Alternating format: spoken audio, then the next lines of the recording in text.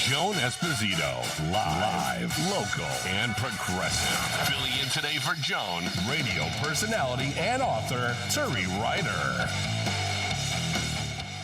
I probably could sing you probably can sing half of Dolly Parton's catalog. I'm pretty sure you could. 80 years old, a loss, a national treasure, truly, Dolly Parton. Loved to sing. And if you have a memory of a Dolly Parton song that meant something to you, or she was a fabulous benefactor of so many different charities and causes. Philanthropy was really, I would say, almost, it probably came second only to her music. She built school libraries. She provided books. So literature, music, humor, if you will, in today's terms, body positivity. She used to joke about the body parts of which she was very positive. And if she meant something to you and her music meant something to you and her life meant something to you, please let me know. Here's the number, 773-763-WCPT. That's 773-763-9278. I love your texts. And a quick get well wish to Joan, who has a little bit of a cold, and she will be back tomorrow. I am Turi with a U, Ryder like the truck. You can find me all over the socials. Yes, that is my book and my non-political podcast. Never more than 15 minutes long. Those are all out there. But I'm here with you today. And there is, in this business, we have something called a slow news day. This is not one. This is not a slow news day. So much for us to talk about. And we will be talking about it not just amongst ourselves here, but with some real experts so that you can get the benefit of their knowledge and insight. In a few minutes, we'll be joined by Professor David Levine, constitutional law expert at the University of California at San Francisco Law School. A guy who knows a lot about housing and is just genuinely a fun personality. David Hochberg, friend of the show, will be here as well later on. Democratic Illinois Congressman Bill Foster, representing the 11th. I believe that's Naperville, Huntley. It's kind of one of those districts, You half you go this. It's what I call the Wicked Witch of the West district. Half you go this way, half you go that way. It's like that. But it's really kind of interesting. He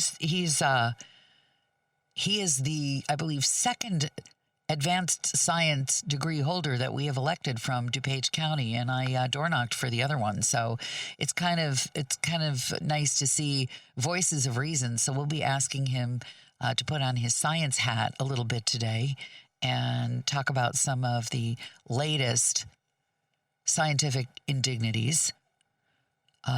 If you missed it, 2 measles deaths in a place where we had not had measles deaths hitherto, I believe is the expression. Unvaccinated people in Pennsylvania. And Josh Shapiro got up in front of the microphones and he said it as clearly as anybody can. This is not a political issue. This is a matter of who's vaccinated and who's not, who's taken precautions and who has not. And it really is, and this, I think, points to it. Even if you don't believe that you would be sick unto death from one of the things that people are currently or used to be immediately vaccinated for, what about the person who can't be? What about this whole idea that I get to control my own body? The government doesn't get to control my body.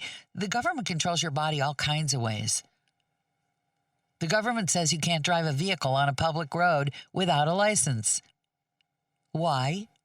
Because you're not the only one on the road. If you owned the entire Interstate of 94, coast to coast, 90, 80, coast to coast, hey, come on down, 15, lots of tractor experience, no on-the-road experience. Well, why not? Because who are you going to kill? But there are other people out there, so we require that you police your body in certain ways. That's not unusual. We require all kinds of, we used to put people in quarantine. We still do sometimes. So why people think that their health is just theirs. I still remember in the middle of COVID, we had a request, could we play I Will Always Love You from Dolly, who, if you're just joining us, just was announced that she has died. And I just want to take a moment to say, as someone who worked in music radio for years, you know, top 40 radio burnout, is that phrase new to you? Let me say that there is no song on this planet that by the time you've heard it 8,674 times, you do not want to put your hand in a Cuisinart if you hear it again. I mean, that's a little graphic. You do not want to take a massive dose of allergy medication if you have to hear it again. I'm just saying, I Will Always Love You. I think about the 2,000th, maybe 4,000th time I had to play it. I worked at a country music station. I still liked it, but I think now that it's debatable if I were ever taken in for CIA questioning, what would be hardest for me, waterboarding or I Will Always Love You? So you're not going to hear me play I Will Always Love You. Sorry about that, nice texting friend of the show. Pick a different song. I've got two more ready for you because I did love Dolly. Growing up in Kansas, as I did, one of the most magical shows, we had a black and white TV. It got one channel. When there was UHF, we then got two channels. I make that three. We had two broadcast channels, one UHF channel. And I remember my mother lobbying for the public television channel to get, I think it was Sesame Street was new. So Porter Wagner and Dolly Parton were part of my childhood. And those suits, even in black and white, those nudie suits looked like something from a dream. And Buck Owens wore those. And if you, I know I'm digressing here, but if you ever get a chance and you're in Bakersfield, California, there is a country music Hall of Fame museum. It's not really technically the Hall of Fame, but there is a museum. And Buck Owens' beautiful nudie suits some of those are displayed in there. And did you know, if you're a Dolly Parton fan, and I believe some of her clothing was also, but I wouldn't swear to that, but Porter Wagner, her singing partner who brought her to the greatest public attention back in the 70s, did you know those nudie suits were made by a Holocaust refugee?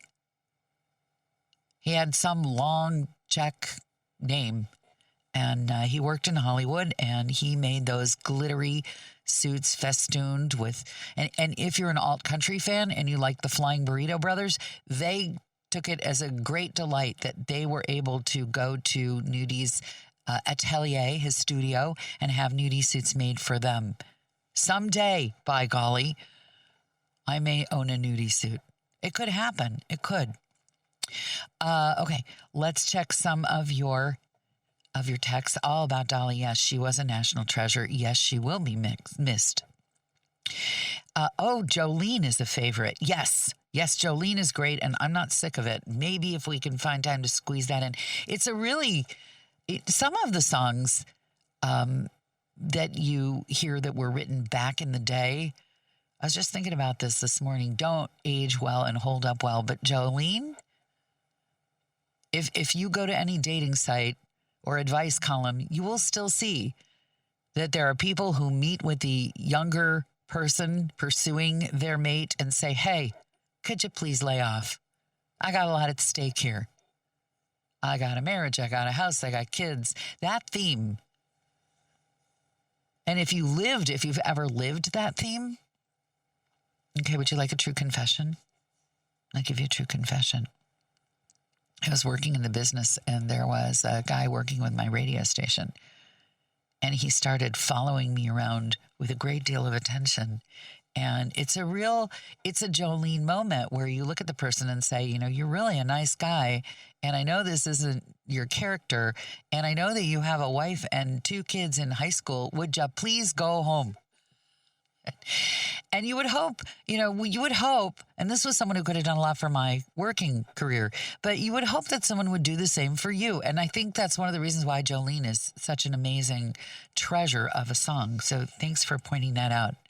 Now, where was I, Paul, before I got distracted by Dolly Parton? Oh, gosh, you'll have to remind me. You will have to remind me because I know there was a news story I was just about to tell you about, and I got distracted by your texts. Well, that's okay. They're good texts. Let's go back to them. Memories of Dolly Parton. In the mid-'70s, she had a TV show on Channel 32 before it was Fox, which was a variety show of sorts. And at the end of the show, she would sit on a porch swing and talk directly to the camera, thanking us viewers for watching and start singing "I Will Always Love You." I also saw her perform at the Ivanhoe Theater. I remember, you know what the Ivanhoe Theater is now? A Binny's. But I remember when it was the Ivanhoe. I was too young to go, but yeah. I suppose if I had a recording of Dolly Parton singing sitting on a porch and singing "I Will Always Love You," I might just possibly be able to tolerate it. But if Dolly Parton's 8,764th rendition of it in my country music ears didn't do it, then working at a top 40 station with Whitney Houston doing it totally sunk that ship for me. No more. But I appreciate it. I can give it its props. I just don't want to hear it anymore until I die. I don't. Let's see here. A get well soon wish for Joan. Absolutely. And a Jolene memory. Today, I'm asking some of you, if you are a person who's asked for Jolene, do you have what we call in talk radio a personal connection to the topic? Is that a possibility?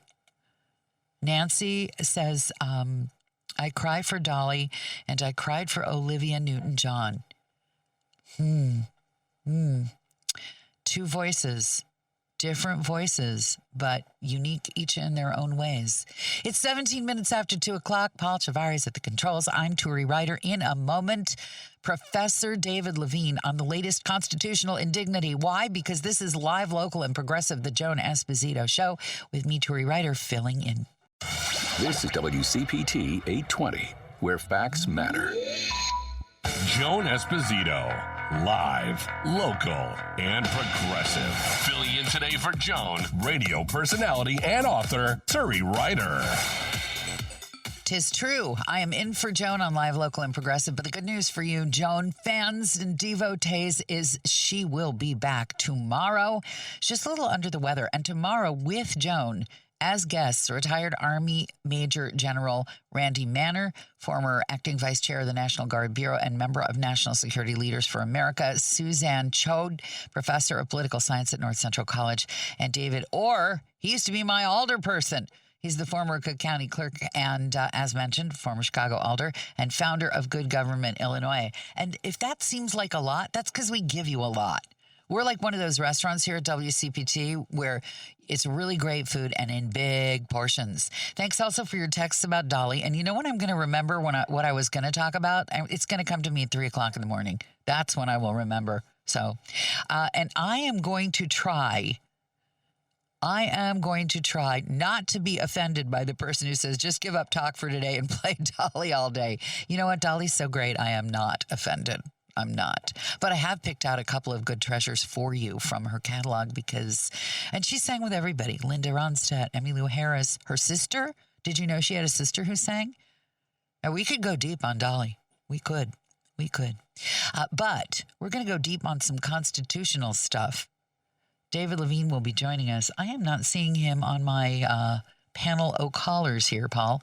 Is he 2:30 or 2:15? Right about now. I have him as 2:30. No worries. It's not Paul. It's not Paul's fault. 'Tis not. It's me. I did it. And thanks for this text. There will never be another Dolly Parton. And have you noticed today, by the way, did you hear that today is the 9th anniversary of the massacre of the Uyghurs in China, the beginning of the annihilation of the Uyghurs? I just wanted to note that because I think it deserves a mention. I don't think we need to wait till it's 10 years on. This is the day that Chinese troops started to swoop through the national lands, the private lands, I guess under communist lands of the Uyghur people, a Muslim sect in China, and just wiping them out and forcing them from their homes and planting explosives and committing acts of sexual violence against them. And I think it deserves a mention that this is the day that is meant to honor this particular egregious act, and to take a moment to realize that there are a lot of ongoing traumas happening in the world, and we can't let ourselves be distracted by one or two of them. If you care, you can pick a cause, but you have to do something. Can't be everything, but you got to do something. And if that's if that one speaks to you, there are groups working right now to help bring people in. Their temporary protected status has been revoked. It's harder and harder for them to come, and that may be an issue that speaks to you. Speaking to us right now, Professor David Levine. He is a constitutional law expert. He is on the faculty at the University of California, San Francisco Law School, very prestigious law school. I'd like to point out that the union that represents the people here at WCPT has on its staff an able legal mind. Graduate of your law school, David Levine. Welcome to WCPT. Thank you. Well, that's great news. Since I'm in the supply side, I always like to know all of our graduates are well and fully employed. So that's wonderful news. I know you love it when Donald Trump gives your graduates fodder for lawsuits. I sure do. And the Supreme Court, thanks to Donald Trump, just handed you another employment opportunity for the graduates of University of California at Hastings Law School. But it isn't what the headlines would appear. It just looks like kind of we're going to throw the elections into chaos now by saying, hey, we got nothing to say about these mail-in ballots right now because you people who brought this lawsuit, you states who brought this lawsuit, we don't want to hear from you. Could you sort this out? Because a lot of people are running around going, is this the end of mail-in voting? And the answer is no. So can you explain? Sure.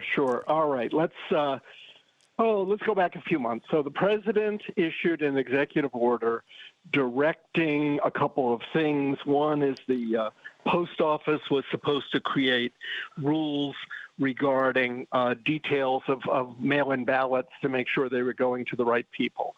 The president also directed that a list of citizens eligible to vote be created and made available to states, and he also directed that the Department of Justice ought to make a priority of prosecuting election officials if they let non-citizens vote. So altogether, it was meant to tighten up on voting. Now, so far, none of this has gone into effect. So a couple of lawsuits got filed in the federal court in Massachusetts, in Boston. One, the case that came up yesterday involving 23 states led by the state of California, but other states joining in. Another one by the League of Women Voters and some other groups like that. The California case is the one that came up yesterday. And what happened was the federal trial judge said all this stuff is illegal, and she enjoined it at least for the 2026 elections. The First Circuit on appeal agreed, but what the court did, now 6 of them, we don't know exactly who wrote this, but 6 of them said, well, the states filed prematurely because all we had was an executive order and it wasn't going to hurt the states, so what's the big deal? And so what the court did yesterday is they said no injunction in that case for now, because it was premature. Let me pause you here. Because it's so complicated. Because pause and ask. Go ahead. If I were the state, whatever the title is for the person who supervises the elections. Secretary of State, usually. Secretary of State. If I were the Secretary of State, I would be, if not already bald from all of the other Trump executive orders, tearing my hair out. What do you mean it doesn't inconvenience? What do you mean it doesn't affect us? They have to run these elections, and the whole 3-card Monte game of who's eligible to vote, and the possibility that my staff will be arrested if they make an honest mistake, and the fact that the voter rolls are sometimes not the same as the people that you're going to see as eligible citizens, because people become citizens all the time and it takes a while to catch up. This is chaos, right? I mean, how can they say there's no harm?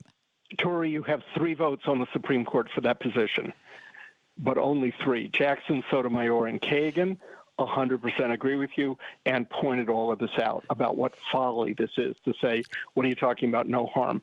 The lists have to be ready.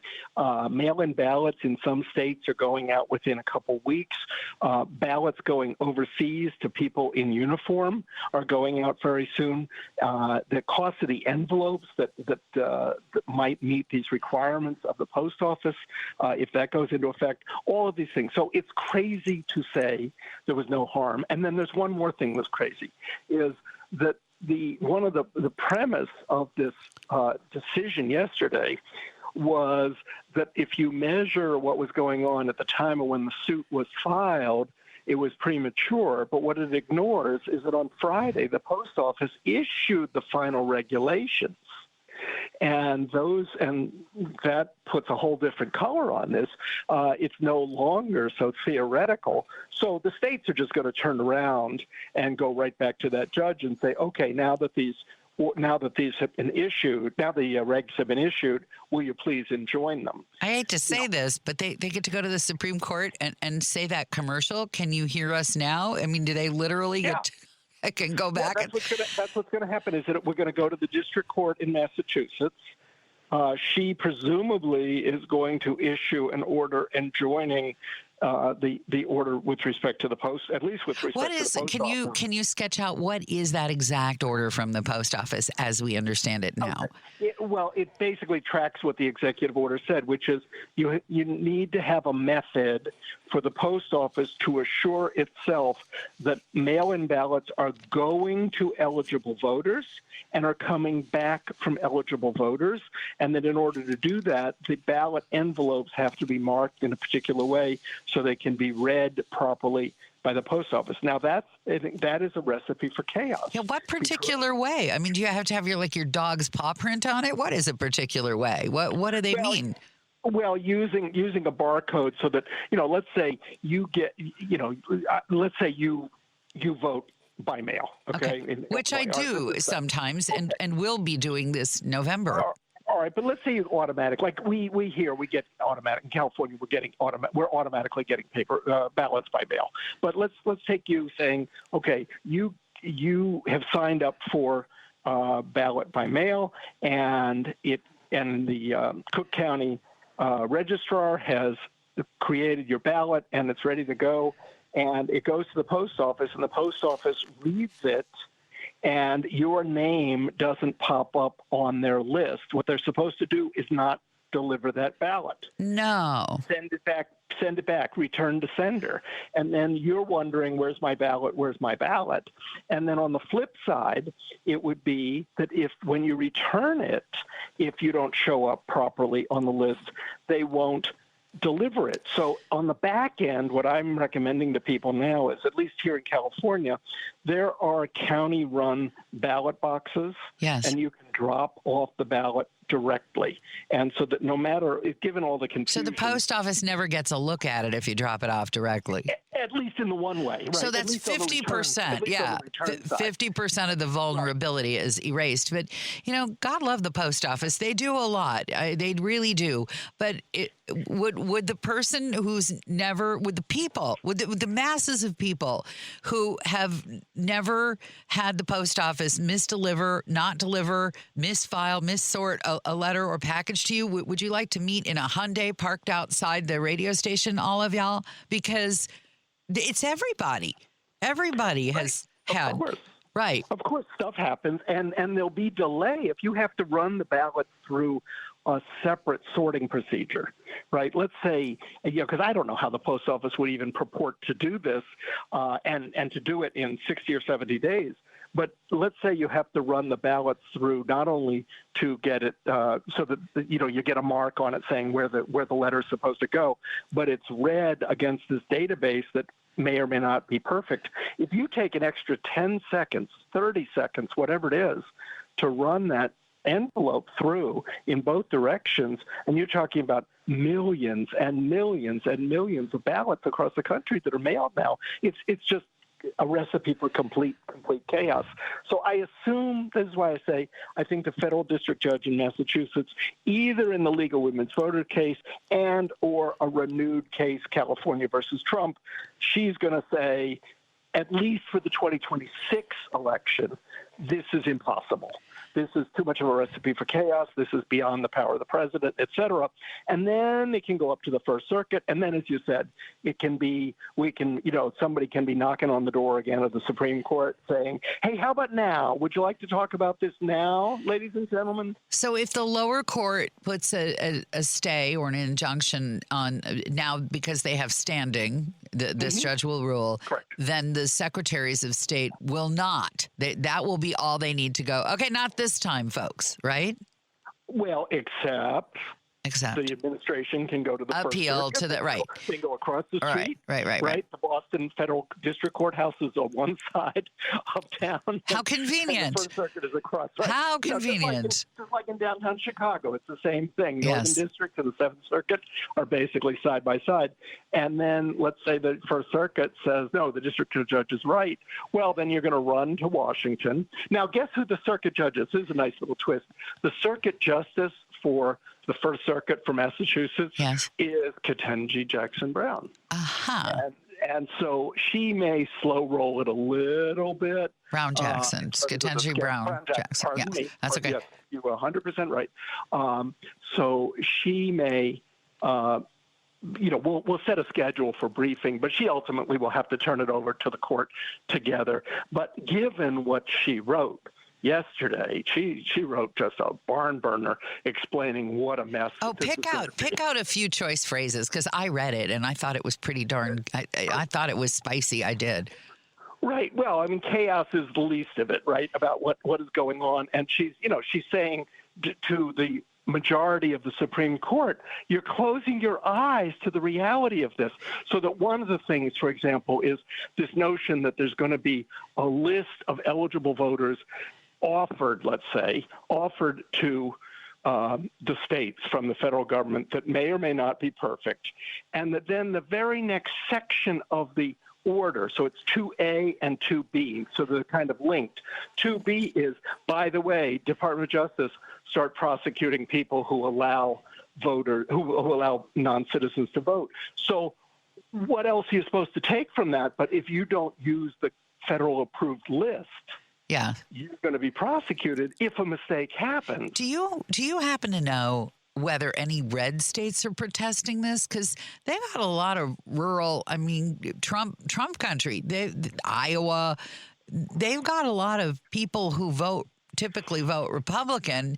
And I'm imagining, and you would think that they would not be too happy about this either. I mean, if you live out in rural Kansas, or it doesn't just have to be the South, you live in rural Nebraska, it's not too much fun to think that you may have your ballot messed up. Well, that's quite right. Yeah, I think the 23 states would be conventionally called blue states. But, for example, Utah is 100% mail-in ballot state. So if mistakes are made, you're going to hear. And I know that Senator Murkowski has been very outspoken, explaining how incredibly impossible this would be in Alaska because of all the remote places that people live. Yes. And the idea that, well, if you're not going to get your mail-in ballot, what are you supposed to do? Fly to Juneau to get a new ballot from Fairbanks or somewhere way up on the Arctic Circle? And they have an endangered Republican senator up there. They sure do. Right. And he better. Dan Sullivan. Right. I don't know what he's. Yeah, they got the right Dan Sullivan, according to the Republicans, at least. If you missed that, there were two Dan Sullivans on the Republican primary ticket, and the one who's the sitting senator actually did make it to the ballot for the general. But I think the second one did too, actually, because there's four people will be in the runoff. Yeah, I think they were worried that people I would. think Dan Sullivan II actually. Is he there too? I think so. But Well, anyway, but we digress. We digress. This has been the digression show of all time. I'm sorry? She has been, Senator Murkowski has been really, really strong on this, explaining what chaos there would be among the people of Alaska, just as an example among red states of why this is just crazy to do this, and especially so close to an election. That's another thing that Justice Jackson talked about, was the fact that this is so antithetical to some, at least, policies that you shouldn't mess around with the voting rules too close to an election. Okay, hold that thought, because we got some business to transact, and then I want to talk to you a little bit about what this says about the Supreme Court justices who ruled this way, and more. It's Joan Esposito's show. I'm Turi Ryder, in for Joan on WCPT, live, local, and progressive. This is Chicago's Progressive Talk, 820 AM, WCPT Willow Springs, and online at WCPT820.com, where facts matter. Joan Esposito, live, local, and progressive. Filling in today for Joan, radio personality and author Turi Ryder. Oh, sweet. I am Turi Ryder, in for Joan, who returns tomorrow. You haven't long to wait. Just less than 24 hours from now, she will be back in this chair at this microphone. Well, maybe she likes a different chair. I don't know. If you're thinking about buying a new home or refinancing your existing mortgage, you need to call Team Hochberg, your trusted local lender, backed by nearly 800 five-star Google reviews. Here's what Mary had to say. David is fantastic. He is always ready to help, whether buying, selling, refinancing, or anything to help with finances. He's patient, even with complicated issues. He goes the extra mile when others wouldn't. I can't recommend him enough. You won't regret going with David for any of your mortgage issues. I'm recommending him to my daughter and anyone I know who I know he can help. So let's review. Mary shared her five-star experience on Google after Team Hochberg consolidated her debt and reduced her payments more than $1,500 a month, or $18,000 a year. That's a lot. Team Hochberg helped Mary and thousands of WCPT listeners, but they can't help if you don't call 855-56-DAVID or visit 56david.com. That number again is 855-563-2843. And the website you know, love, and trust, 56david.com. ACM Equal Housing Lender, and MLS 643114. We are live, local, and progressive. And we are also taking your texts about your memories of Dolly Parton. She, if you have not heard, died today at the age of 80. This message from Sue. I'm 68 years old now. I was never what you'd call a raving beauty or full of myself, but I guess I take some pride. We were talking about whether you had a personal Jolene experience. That in my younger years, I was approached by two different women with pleas to just stay away from their men. Must have been my magnetic personality. I'm not sure about that. You sound pretty sparkly to me in text form. And if you want to text your memory of Dolly, or song that meant something to you about Dolly. Oh, I know what we were talking about, because somebody just texted me. Hallelujah. The measles. We'll get back to it. But we're with David Levine right now. David Levine, professor of law at University of California at San Francisco. And we were talking about the Supreme Court temporary decision that the liberal, if you will, or the Democratic appointed justices on the Supreme Court have, in my opinion, rightly decided is going to potentially throw the election into chaos. And they did it with this very strange fig leaf of saying, well, what does it really matter if we say go on ahead and require, the post office will require these election lists will be the lists they use before the secretaries of state decide to send you a mail-in ballot. Am I summarizing that correctly there, David?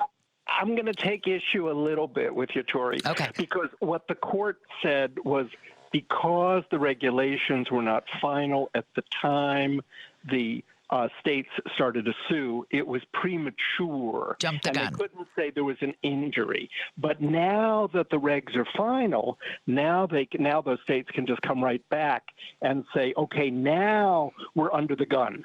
Now we have to worry about these ballots. The other part that we talked about, the making available a list and then some veiled threat of prosecution later. Seems to me that is less of an imminent threat than the issue of whether the states are going to have to switch things around so that they would have to follow these post office regulations.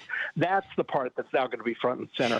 So the court said, wait until the regs come out, and then we'll assess whether or not you are in an imminent threat and whether we're going to lift that from you or not. So as they say around the office, hey, right back at you. That now it's right back at them. This came in on the text line, David. How does the federal government have the right to tell the Secretary of State who are the approved voters in their state? The federal government doesn't run the elections for just this reason. We don't want the president picking his voters. Well, there are some rules about voting, but how would you address that concern? The person who texted has an extremely valid point. The president has no role under the Constitution. The Congress certainly has a role with respect to federal elections, and there are certain things that Congress could do either to a degree mandating, but also with carrots to say, states, if you want some extra money to help you to run your elections, this is what you have to do, such as follow this list. But it would be on an optional basis. What the president is doing is by staying within the executive branch by leaning on the post office, he's trying to do an end run around that. Yeah, and the Supreme Court did say, hey, we may, this is no objects in the mirror are closer than they may appear. This doesn't mean we're not going to decide that he has no right to do this. This just means you jumped the gun a little. That is what they say. Right.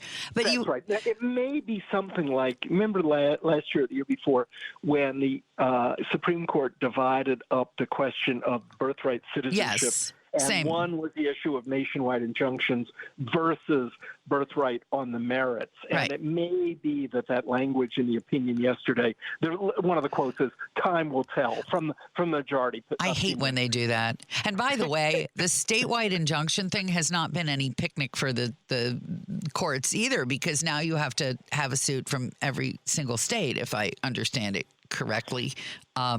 If you want, you have to structure the cases a little differently. So the League of Women Voters case, because they're a nationwide organization, they were able to get a nationwide injunction from that same federal judge in Boston. So one had to do with the 23 states. That's the one the Supreme Court addressed yesterday. The other one continues to have a nationwide injunction against these regs. Now, the two are side by side. It's the same judge who's deciding them. But for the moment, the regs are not in effect because of the second case, which was structured appropriately as a nationwide case, according to the Supremes. Now, let's just talk about these people as people who seem to think that nothing that they do in their office has any bearing on the rest of the country and how we live. It's very, very strange. As the three dissenting justices pointed out, these rules have real impact on the people. And you have to wonder, Amy Coney Barrett used to go to the supermarket, presumably to the DMV. Presumably her mail got misdelivered once or twice. And some of the rest of them have spent a way long time in the ivory tower. But where does the law give these folks any kind of encouragement to consider how the rules and the rulings that they make affect the people they'll affect? Is there some kind of precedent for saying, we could rule this way technically, but we have to consider the impact? Oh, completely. No, the rules regarding stays and regarding injunctions absolutely include that, because part of the rules are what will be the effect if we go one way or the other on the parties as well as third parties and members of the public. So that's where the dissenting opinions were so good, saying, look at the practical effects here. Now, part of this may be the justices are not sitting in a room together deciding this because, it's summertime, they're spread out all over the place, and I have no idea how much they were consulting with each other. I hope every single piece of mail, if I worked for the post office, I would misdirect purposely every single piece of mail going to a Supreme Court justice for the next month and a half. I would just do it. I would be like, just whoops. Did this go to? Did you say you live in Manhattan, New York? Oh, there's a Manhattan, Illinois. What's the difference? Send it to Manhattan, Illinois. Send it to Manhattan, Kansas. Did you say you live in St. Joseph's, Missouri? Well, there's a St. Joseph's. There's probably a St. Joseph's in every state from Pennsylvania to Nevada. Let's send it over there. Right. I would just, how? I mean, whatever you say about the post office, the way that the workers in the postal system have been attacked regularly and doged and attacked for being lazy in their pensions. If I were those postal workers, I'd get busy right now and just start throwing mail randomly. If it's to a Supreme Court justice, I would have a clandestine, what is it called? The Telegram channel, where I would just be saying anything that's supposed to go. If it's supposed to go to Kavanaugh, I've got a Kavanaugh 4 streets over. Send it to him. I would, because that's just the kind of girl I am. And I know it's tempting, but the serious they point won't do it, but they should. They totally should. And who's going to know? I mean, who's going to know? This is what I call, I have experience of this indirectly. My podcast partner used to work for a major news gathering organization, and there were organizations seeking news coverage, specifically Phyllis Schlafly and her Eagle Forum. And you get a lot of press releases, and sometimes you cover them and sometimes you don't. But may I say that I don't think a press release from the Eagle Forum ever got coverage on this major news network. Why? Because you make a decision. You can put it on the air or you can put it in the circular file. And I just think that people sometimes underestimate. If you've ever waited table and you had a really, really terrible customer and you just had that, that inclination just for a second maybe to just kind of fondle their fries before you serve them. I'm just saying that the people who do the work are not to be screwed around with. Can you hold on a moment, David Levine? Absolutely. Okay, I'm Turi Ryder in for the Joan Esposito, and in a few minutes you're going to get a chance to hang out with with one of Joan's fave people. Mr. Hochberg is going to be joining us. And more of David Levine in seconds on Live, Local, and Progressive WCPT. You're listening to WCPT 820 because facts matter. Joan Esposito, live, local, and progressive. Filling in today for Joan, radio personality and author Turi Ryder. 254, I am she, Turi with a U, Ryder like the truck. Yes, that's my book. She said, what? A Life on the Air. And yes, that's my podcast. So you can join me all kinds of ways, including on my socials and here every Sunday, 2 p.m. on WCPT. And I am frequently joined by the gentleman who is still with us, my friend, and I am in his fan club, Professor David Levine, constitutional law expert, University of California at San Francisco. David, this came in on the text. And I think this is just an absolute agreement here. The president has no role. If you're joining us, we're talking about the Supreme Court ruling on the mail-in ballots. But he's the emperor of chaos, anxiety, and confusion, which is the point. Hold on to power at any cost. That's from Thomas. Thanks, Thomas. I think that do you suspect that the goal is to just sow chaos? And if so, I would posit that the Democratic states are relatively well run compared to some of the Republican states who've been cutting. And I think it's going to go worse for them. Thoughts? Well, certainly it seems like the goal is chaos so that then in November, if and when things go badly for the Republicans, then they can point to say, look, we told you, we tried to run clean elections, we wanted legislation, and look at the mess, and now we're going to have to take action. The now taking action is the possibility that when it comes time to certify elections in the House of Representatives and the Senate in January, that they may be tempted to screw around. So you think this is going to be January 6th redux is what you're looking at here? Well, at least,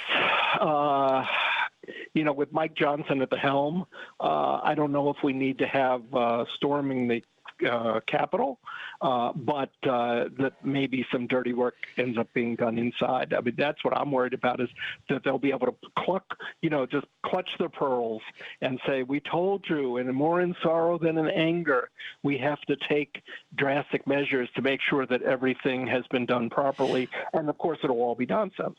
And what's interesting to think about and scary too is, would there be riots in the streets in that case? Would there be a National Guard that was willing to police its own state citizenry if it were this outcome that you're suggesting they're gunning for? Really, it's hard. It's hard to know, but I think better let's back up a little bit, and I think what people need to do is to vote in such huge numbers that it's really impossible to steal the election.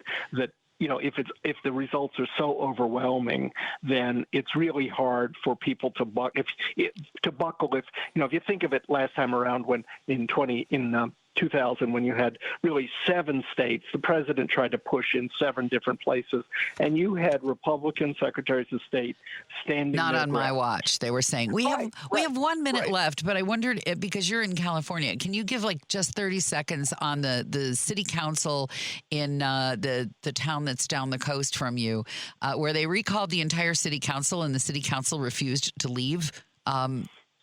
Did you? Well, that's like a mini version of this, is that people refusing to accept the outcome of an election, and that when you have people at the top sowing doubt about the integrity of an election, then you're going to get this kind of craziness. Same thing that happened yesterday in the California Supreme Court was an issue. They reviewed something where the sheriff in Riverside County, who was also a gubernatorial candidate, seized ballots and to try to conduct his own investigation. So the rot. And how did that go? I just quickly. We don't know yet. We don't know. It was just argued yesterday. So well, we're in 90 days we'll talk about it. We'll talk about it maybe even on Sunday on my show that airs at 2. Thank you so much, David Levine. That is Professor David Levine, University of California at San Francisco. I'm Turi Ryder. It's Joan's show. And in a moment, the news and David Hochberg and your thoughts on the text about the loss of Dolly Parton.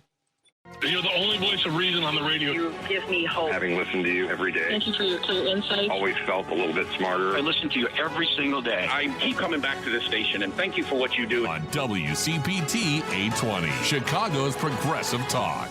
Alexa, play WCPT. WCPT from TuneIn. Joan Esposito. Live, local, and progressive. Filling in today for Joan, radio personality and author Turi Ryder.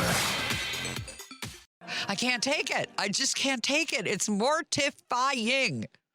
Mortifying. I'm Turi Ryder for Joan Esposito. Joan's back tomorrow. And hey, before I get to the meat of the show and the gentleman we're going to spend some time with, who may have saved your house for you for all I know. He's that powerful. We'll be talking to him in a moment, but it has come to my attention that Patty Vasquez will not be driving you home tonight. Instead, WCPT's sports guru, board wizard, genuinely nice guy, always on an even keel, Paul Shivari is going to fill in for Patty tonight with guest co-host Ken. Oh, you're going to make me say this, aren't you? Mejia Beal. Okay. Yeah. And they've got a lot of cool guests, including Illinois State Representative Diane Blair Sherlock, Democrat representing the 46th, and Tres Savage. I know, Tres Savage. I know. Editor-in-chief of Non-Talk Media. I knew that. I did. But Paul is going to be here holding down the fort, as we say.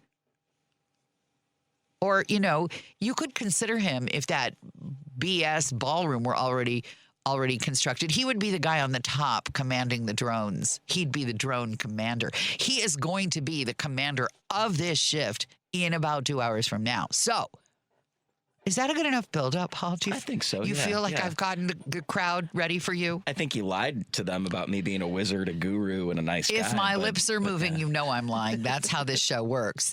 And thanks, by the way, to More votes for Jolene, by the way, is the favorite Dolly Parton song. I don't understand this. Why? I understand that people have this personal connection, but Dolly Parton's catalog is deep. Let's check to see if David Hochberg has a favorite Dolly Parton song.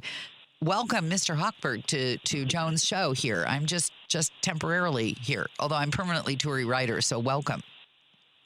Thanks for having me. 9 to 5. Yeah, Classic. that's You're the welcome. one. You're okay. That's the one. You could stop the counting. You could just hand the award to that right there. Really? Are you a longtime Dolly fan, or are you like a pop Dolly Parton fan?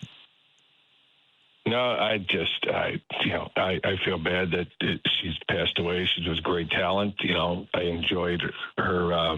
She always had a positive message, right? She was always out there exuding, education in Tennessee, with her library and all that stuff. So she did, open the park, the amusement park.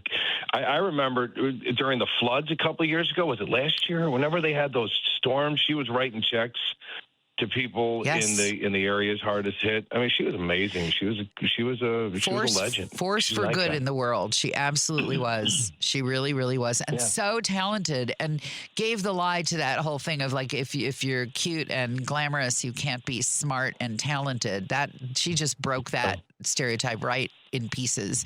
And early in her career, I think a lot of the guys benefited from her talent. They opened doors for her, but she was way more talented than Porter Wagner and Buck Owens and all those guys in the Opry world.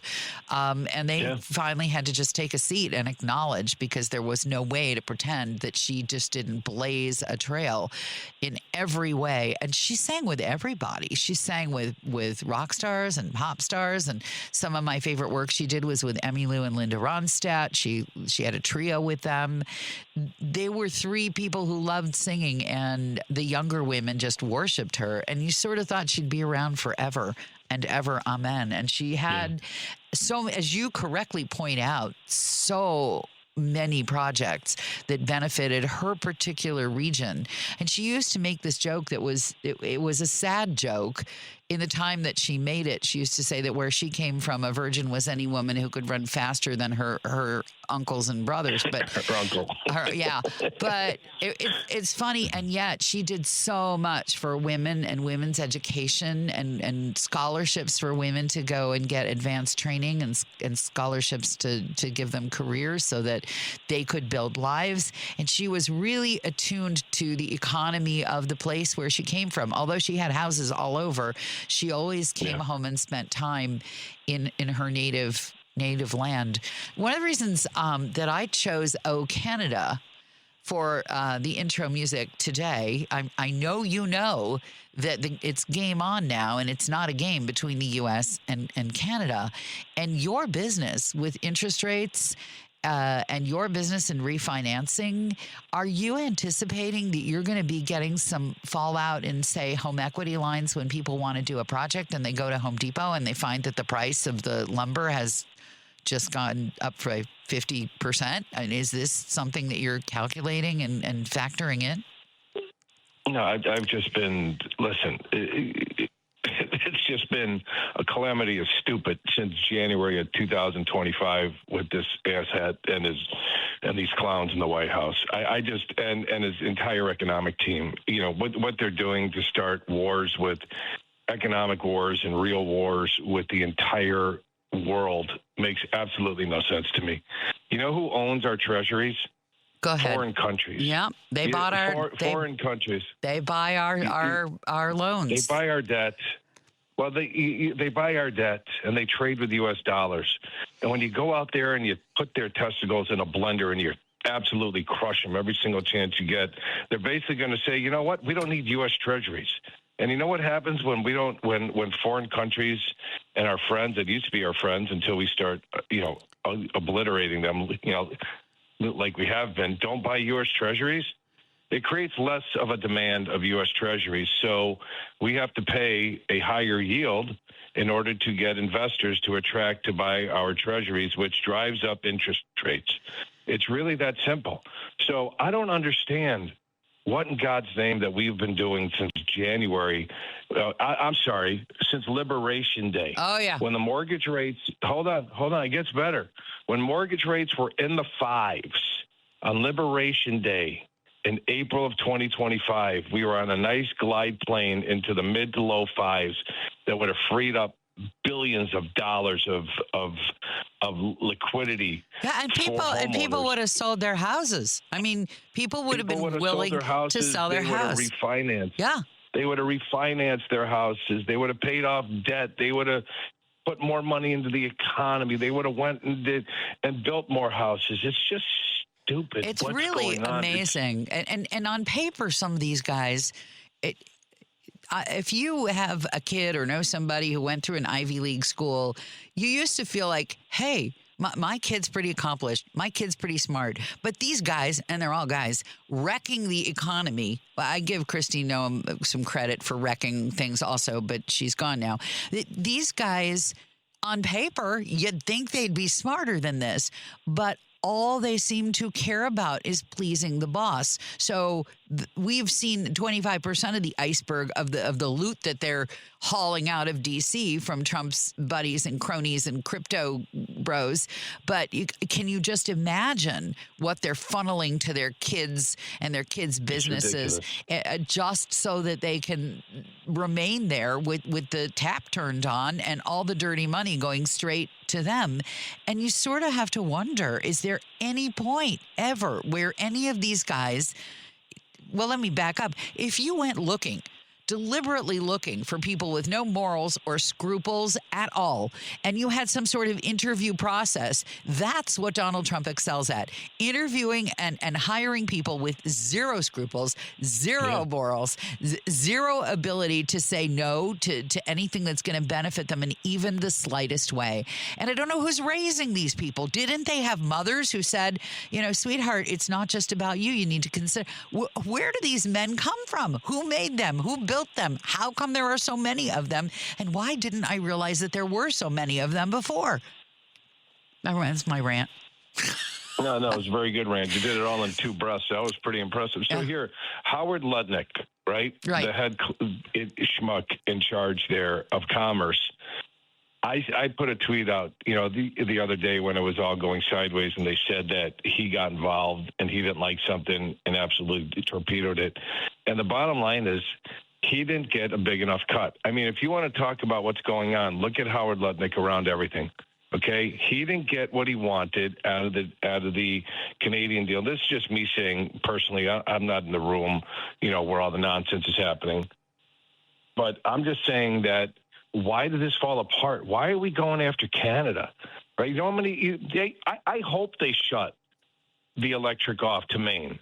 I really do. Oh, okay. I mean, everybody. I mean, I feel bad for the people in Maine. Don't get me wrong, but when you keep dumping on somebody for as long as you're dumping on them, right? What did they do? These were our friends. These were our friends. They fought wars for us. They died for us. They fought stupid wars for us. Stupid. And what's really amazing, I got a kid who went to school up there, lives up there. I was just up there a few months ago visiting him, and all I was doing right and left was apologizing. And that was 3 months ago. I'm almost afraid to show my face. The last time I went up there, we drove up there, we stuffed the car with every beverage that is now taxed at like 100%. And we're like, here, please have some bourbon. We don't even care if you don't drink. Just give it to somebody. I actually have thought about ordering one of those magnet stickers for the back of the mommy van for next time I cross the border that says, "Dear Canada, we're so sorry." It just feels personally, feels personally embarrassing. And I wonder what's worse for Americans, getting stuck with ridiculous prices on things or just being humiliated in front of our friends. And I don't believe that Americans are so narrow in our thinking that we don't see that we live in a world with other people and it's not just us. Can you hold on a moment, David? I want to talk to you some more. Sure. All right, 16, make that 17. I'm generous today. 17 minutes after 3 o'clock. I'm Turi Ryder. It is Joan Esposito's show, live, local, and progressive. Chicago's Progressive Talk, WCPT 820, where facts matter. Joan Esposito, Live, local, and progressive. Filling in today for Joan, radio personality and author Turi Ryder.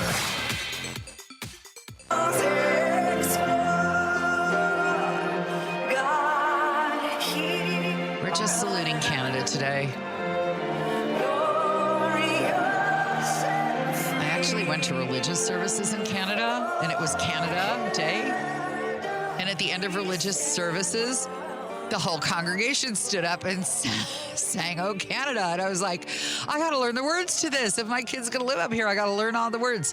Do you remember as a kid, David Hochberg, friend of the show and generous with your time, do you remember when as a kid you'd say, "H-E double hockey sticks" to you? Now you say H-E double hockey sticks, it's 50% tariff on your H-E double hockey sticks. Gotta pay an extra tax on that. You know, it's funny how the tariffs were paid by the foreign country, which was a bunch of crap to begin with when Trump rolled that out in April. But he's waiving the tariff on Argentinian beef 90 days before the election so the beef could be cheaper. So math that out for me. If the country that is shipping it pays the tax on it and doesn't get passed on to the consumer, why are we eliminating a tariff on Argentinian beef 90 days before the election if it's not to lower the price if the consumer doesn't pay for it? Can somebody explain that to me? I would like to add to that circle for me. Yeah. I would like to add to that peculiar situation. Who raises beef? Texas raises beef. And where is there a close election for Senate coming up in November?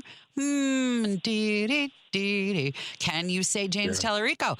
And are the cattlemen of Texas historically loyal Republicans? Why, yes, they are. But are they going to appreciate an influx of cheap Argentinian beef? You think? No, you think? Nobody is. Yeah, none of the ranchers are. I mean, if you look at all the videos of the ranchers, they're none too happy with that at all, and rightly so.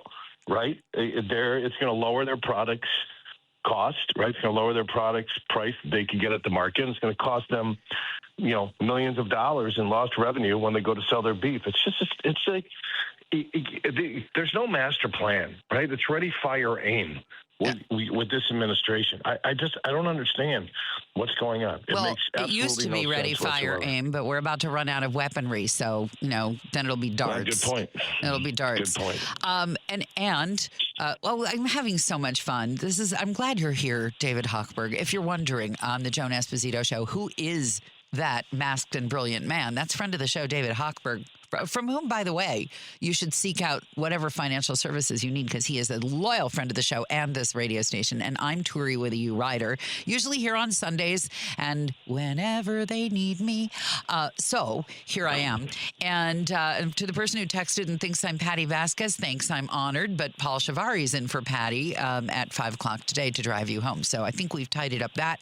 Little mess. The people that Trump has offended and I guess screwed over is perfectly acceptable.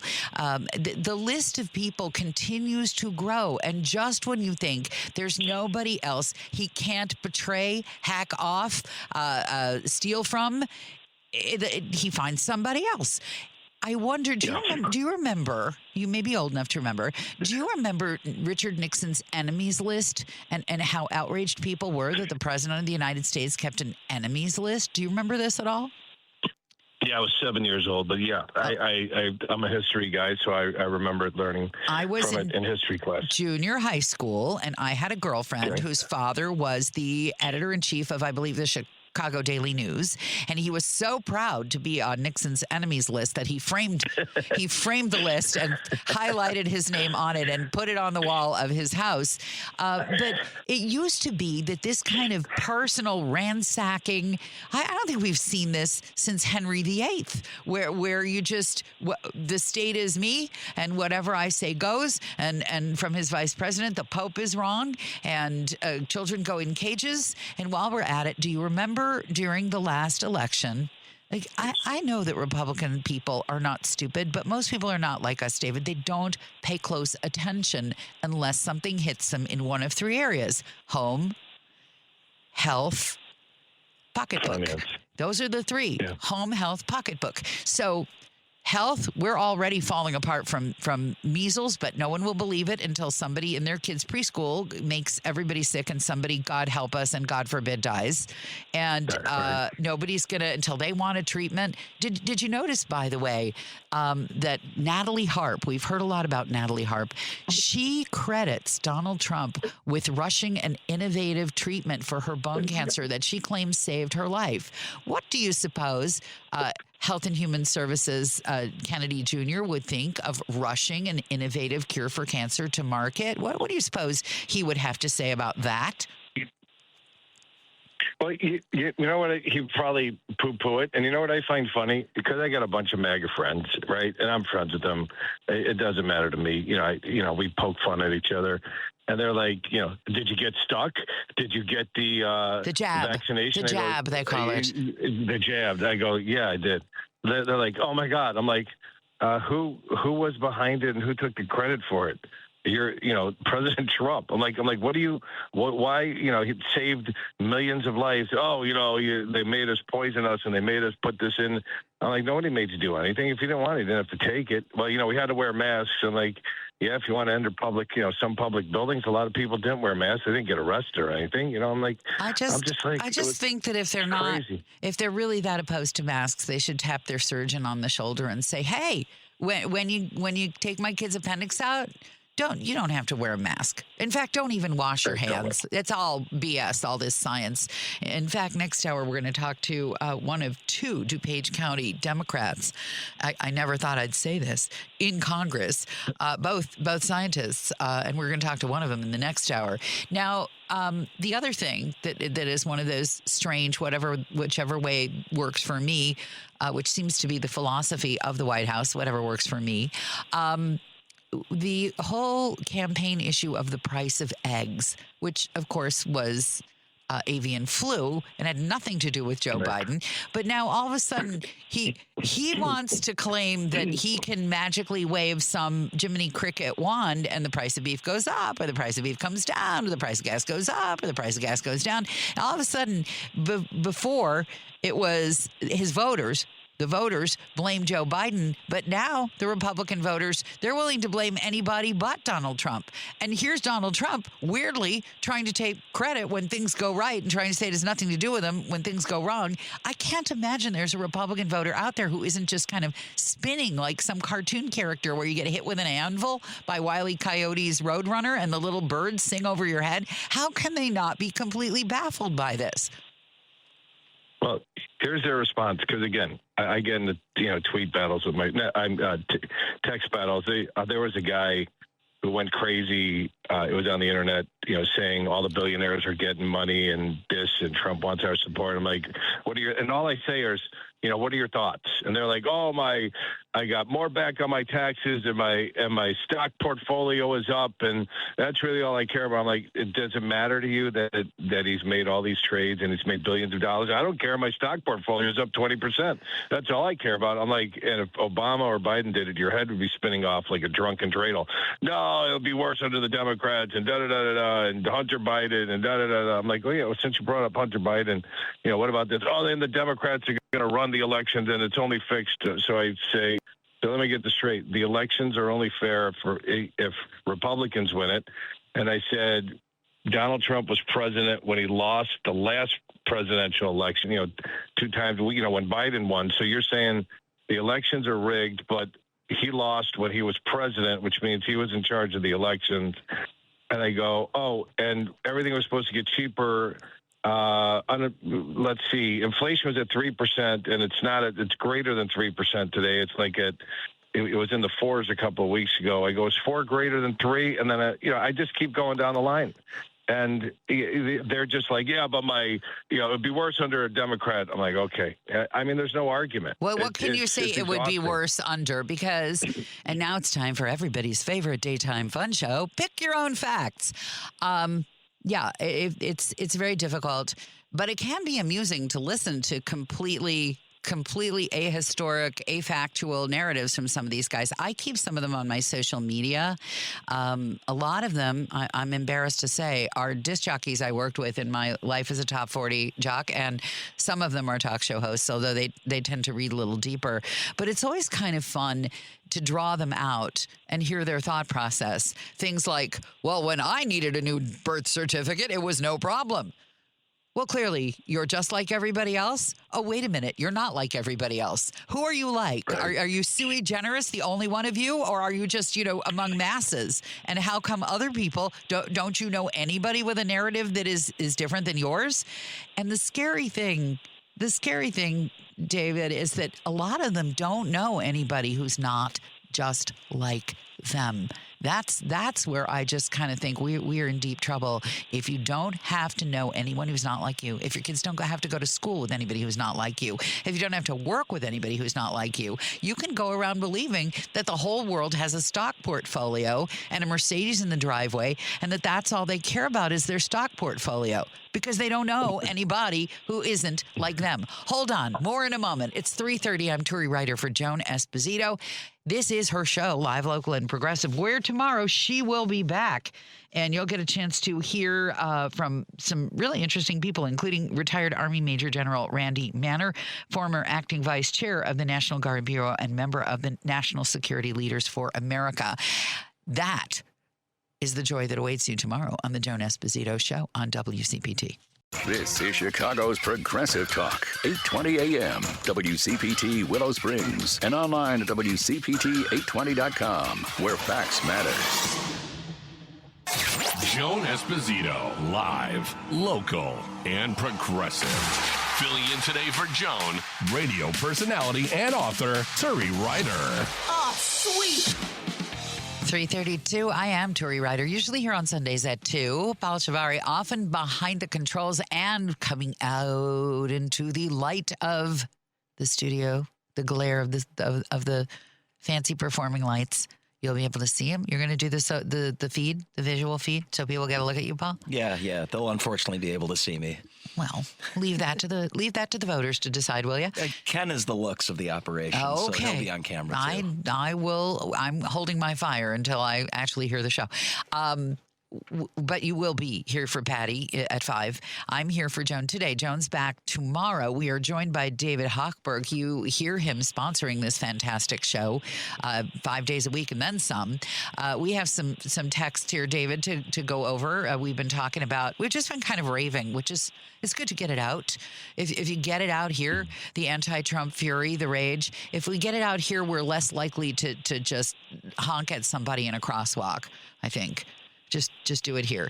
The last 6 words of the new Canadian national anthem, according to a texter, bleep them folks in the USA. You do not reason with MAGA unless you want to try and take them at good faith and end up in the mental ward yourself. They don't care about facts, truth, or reason. Hate, it is emotional, and here's the hook, hate. I have to quibble with that, and maybe you would too, David. I don't think it's necessarily hate. I think a lot of it is fear. I think that's really what makes people MAGA, and greed. Your friends, we'll give them the greed and points. Anger. Right? Yeah, they're anger. They're angry. They're angry. They're angry, and they're afraid that something's going to be taken from them, and another way is going to be bad. I saw it here. May they all it happened have with the Tea Party, right? Yes. Right. Yes. The Tea Party went one way. Obama came in and went the other way. So, the Democrats got mad with the Tea Party got mad, then the Democrats got mad, and now, Obama, it's there's got to be a happy medium someplace. Do you follow Adam Kinzinger at all? I think he's great. Yeah. I love him, by the way. I have a total voter crush on him. Not as him, but as just what he's doing and what he did. And if that name rings a bell and you don't know who he is, he was one of the 2 Democrats who was willing to serve on the January 6th committee and then lost his political base from that and knew it was coming. And there's a documentary out about him, and he has a blog and he has a YouTube channel, and it's all very well considered. And I give him major points because he writes beautifully, and I give points for that.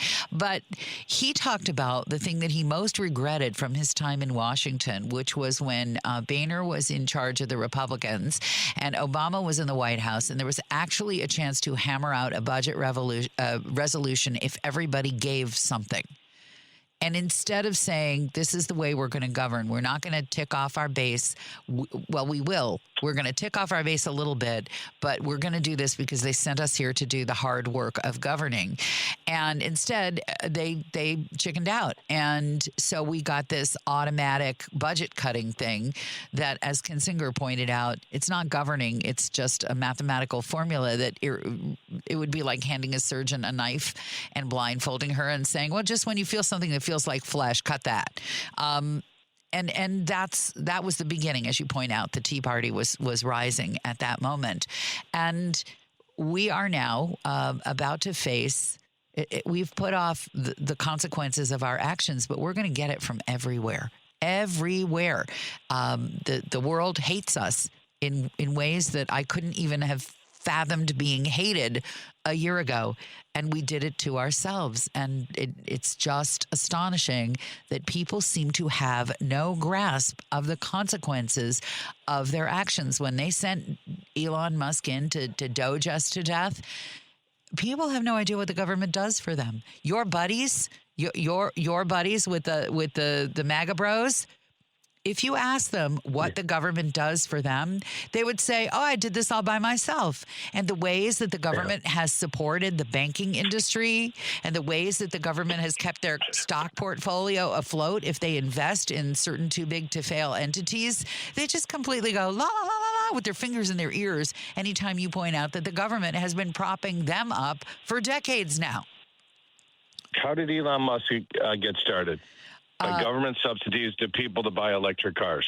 I live just down the road from the Fremont factory, and we watched it happen, and he did it. They all did it. But somehow, every time one of these guys climbs to the top of the financial ladder, they pretend that they just levitated up there with pure will and good spirit. And it's just hilarious in a way. My girlfriend just wrote, she got a Carnegie Award and a Guggenheim Award for her last book, which you might find interesting because it's about the history of race and real estate in Chicago. She just wrote a book, came out about a month ago. We had her on. Her name is Burl Satter, and she wrote a book called Cash on the Block about how all of these programs that were meant to funnel money into under-resourced communities that had been redlined simply resulted in another form of redlining. And she quotes somebody who calls it ghetto as conduit. All that money never made it to the underserved areas. It went to these organizations like the ones that perhaps some of your friends run, who are supposed to run these programs to tell poor people how to manage their financial lives. And that is where the money went instead of going to the people that it was intended to help. So these guys, and I know some of them too, I earned my money the hard way. Oh, did you really? Did you do that all by yourself? Okay, well, when Elon Musk went to Washington and started cutting programs, that's when people started to find out exactly how much the government helped them. You live in a small town. There are no minorities. There are no, quote, close quote, illegal aliens in your town. And you're going to see that there are cuts in Medicare and Medicaid. And now people are going to show up at the emergency room of your little rural hospital, the last one around for 100 miles, and they have to take care of them. And who's going to pay for that? And then your hospital shuts, and somehow you have no idea how that happened. You don't know because you don't know those people, and that's not you. And when you have to be medevaced to some urban hospital, a hospital in the city where you're afraid to even step your little toe. If one more person in Deerfield tells me they're afraid to come to Chicago, I may just lose my mind. Okay, that's my next rant of the day. David, you wanted to talk a little bit about your condo. Do you have a condo? No, I don't own a condo. There's new Fannie Mae Freddie Mac condo rules that all of our listeners better be aware of, because starting for every single application taken after January 4th of next year, the condominium associations are going to have a minimum of 15% of their budget set aside for reserves. And unfortunately, Turi, a lot of condos don't even have a budget. They don't even have an emergency account. This is also for realtors out there, not only condo owners, but realtors and attorneys. the realtors that are getting ready to list condos, you're going to need to do a little bit more work to make sure that the condo has the set aside of 15% in the budget, and that 15% of the monthly association bills are going towards a set aside account for emergencies and for repairs. Because if you're not, if you plan on selling that condo, you could sell it, but somebody's going to either have to have a portfolio lender or going to be buying it for cash.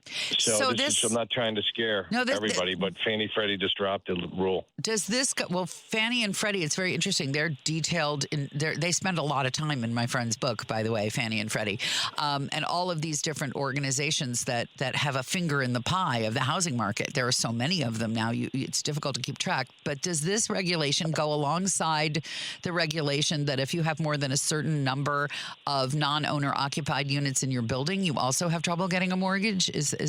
No. This is just this supersedes all this, and it's just a flat across the board, which means FHA and VA are going to follow this guideline as well. So it's very simple.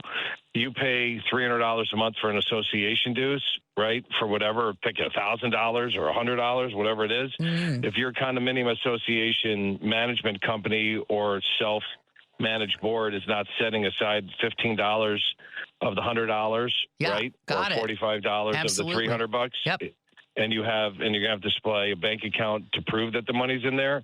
The Fannie Mae Freddie Mac will not warrant that condo building, and that borrower is not going to be getting a mortgage in there from Fannie, Freddie, FHA, VA, which means the pool of borrowers will shrink. That are going to be able to buy that condo will shrink, and the value of your condo will go down. Let me ask you, because you're also a student of history as well as finance and real estate, what is the history of this? What is the stimulus, the catalyst for this particular rule? It sounds very sensible, actually, that you can't run a building without a fund in case something goes wrong. But I'm guessing there's something that got Fannie and Freddie off the dime in this. What happened? Yeah, remember the condo?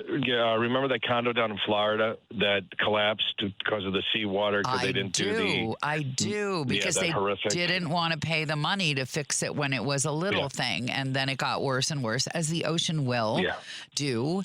It's funny you should mention the Florida thing. So that was the impetus. I'm pretty sure you read Crane's Chicago Business.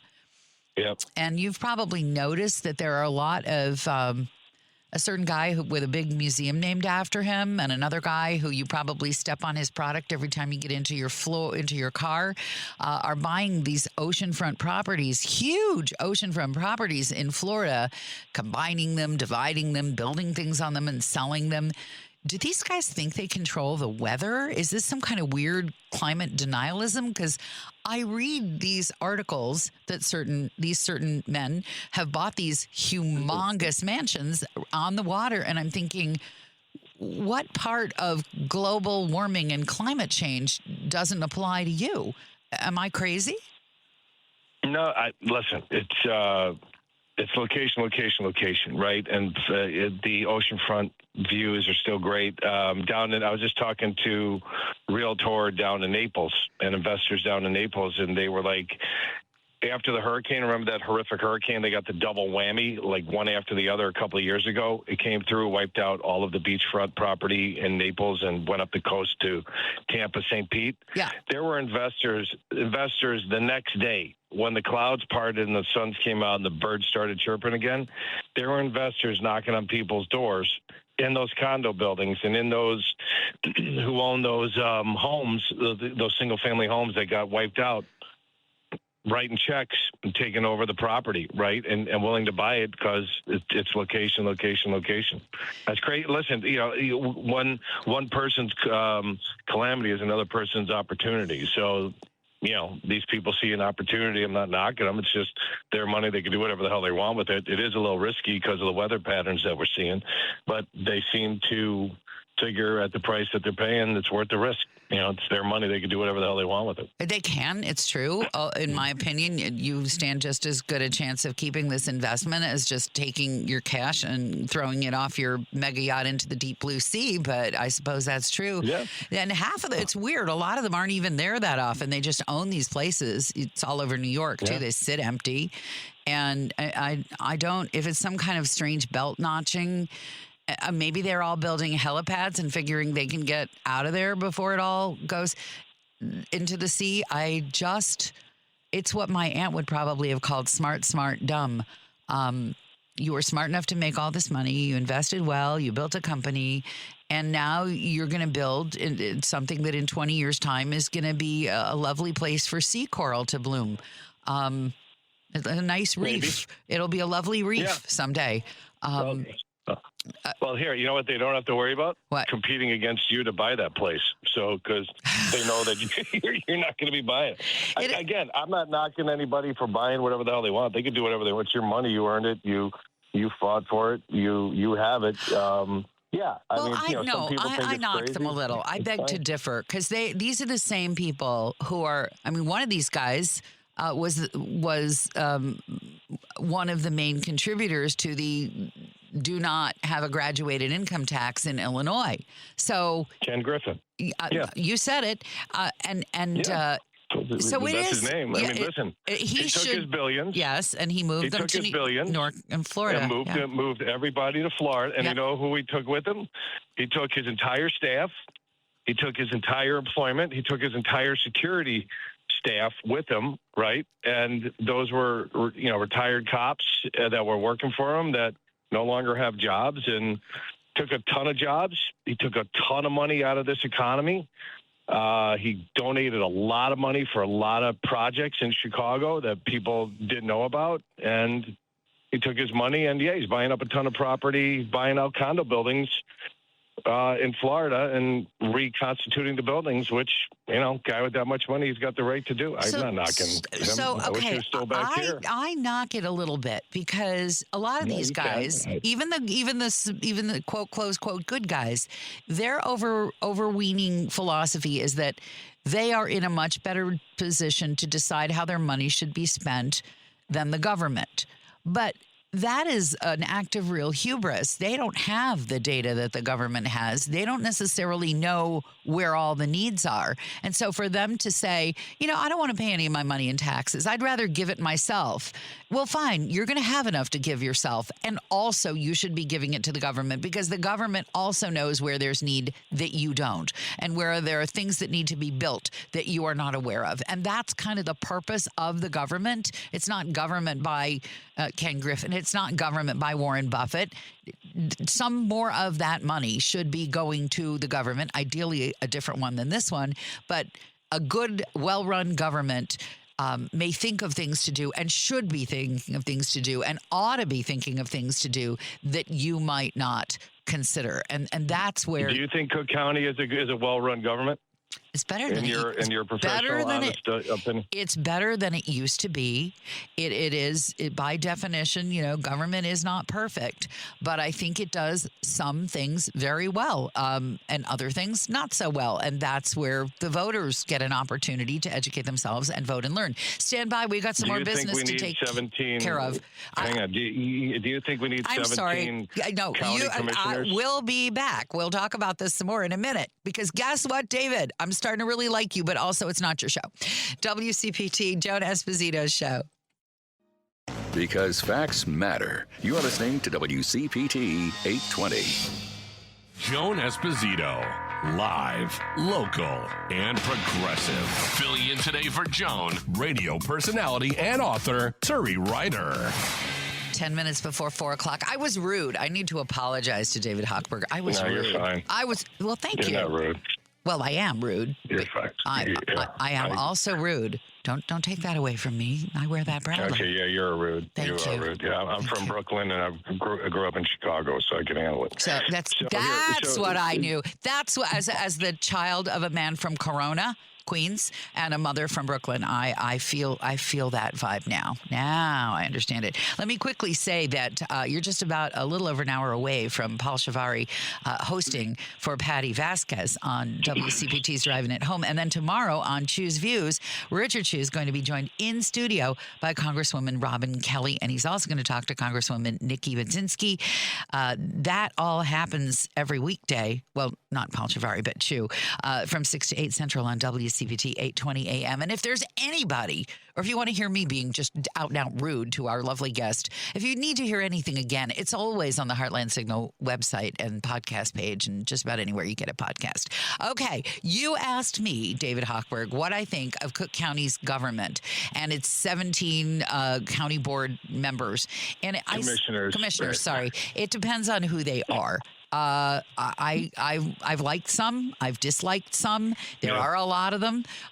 Sometimes they do some loony things, but who is it? Who we just had him on as a guest? He wrote a great book called The Daily Show. Have you read it?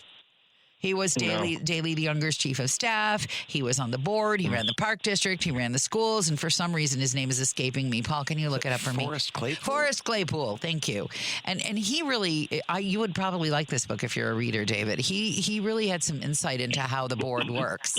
And Madam Preckwinkle, by the way, is the person I supported for just about anything she's ever run for. So you can imagine how I feel about the guy who does that job right now. What's your thought about the Cook County Board, as long as we're boarding? Well, Tony is still the leader there. So yes, there's 17 Cook County Board commissioners, each earning at least $102,000 a year. And I just think for a county of 5.2 million people, we don't need 17 commissioners and $2 million, roughly $2 million worth of salary, that we could get better use of that money by cutting the board down and reallocating that money. I also don't think that we need 6 people earning $30,000 a year on the Illinois Tollway Authority Board that's going to rubber stamp whatever Pritzker tells them to do by increasing the tollway by 45 cents. I think having 6 people making over $30,000 a year and a commissioner, the head person making $36,000 a year is a complete waste of money. I just think that there's so much fat throughout the entire government here in Illinois and throughout the entire other states as well. Okay, I'm following you, and I'm getting your point, and I have a response to that. I would not be the person to say that our government is as lean and mean and efficient as it can be. We're running with old equipment. We're running with outdated software. We're running. I mean, anybody who has tried to get something done, But what I was talking about with taxes were federal taxes, so that's a separate issue altogether. And in each case, if you are going to pare down the size of your government, you need to do it with some knowledge of how government works. You can't just go in there and look for keywords in somebody's grant proposal and decide that you don't need any money for this cancer research project because you mentioned the word black in there.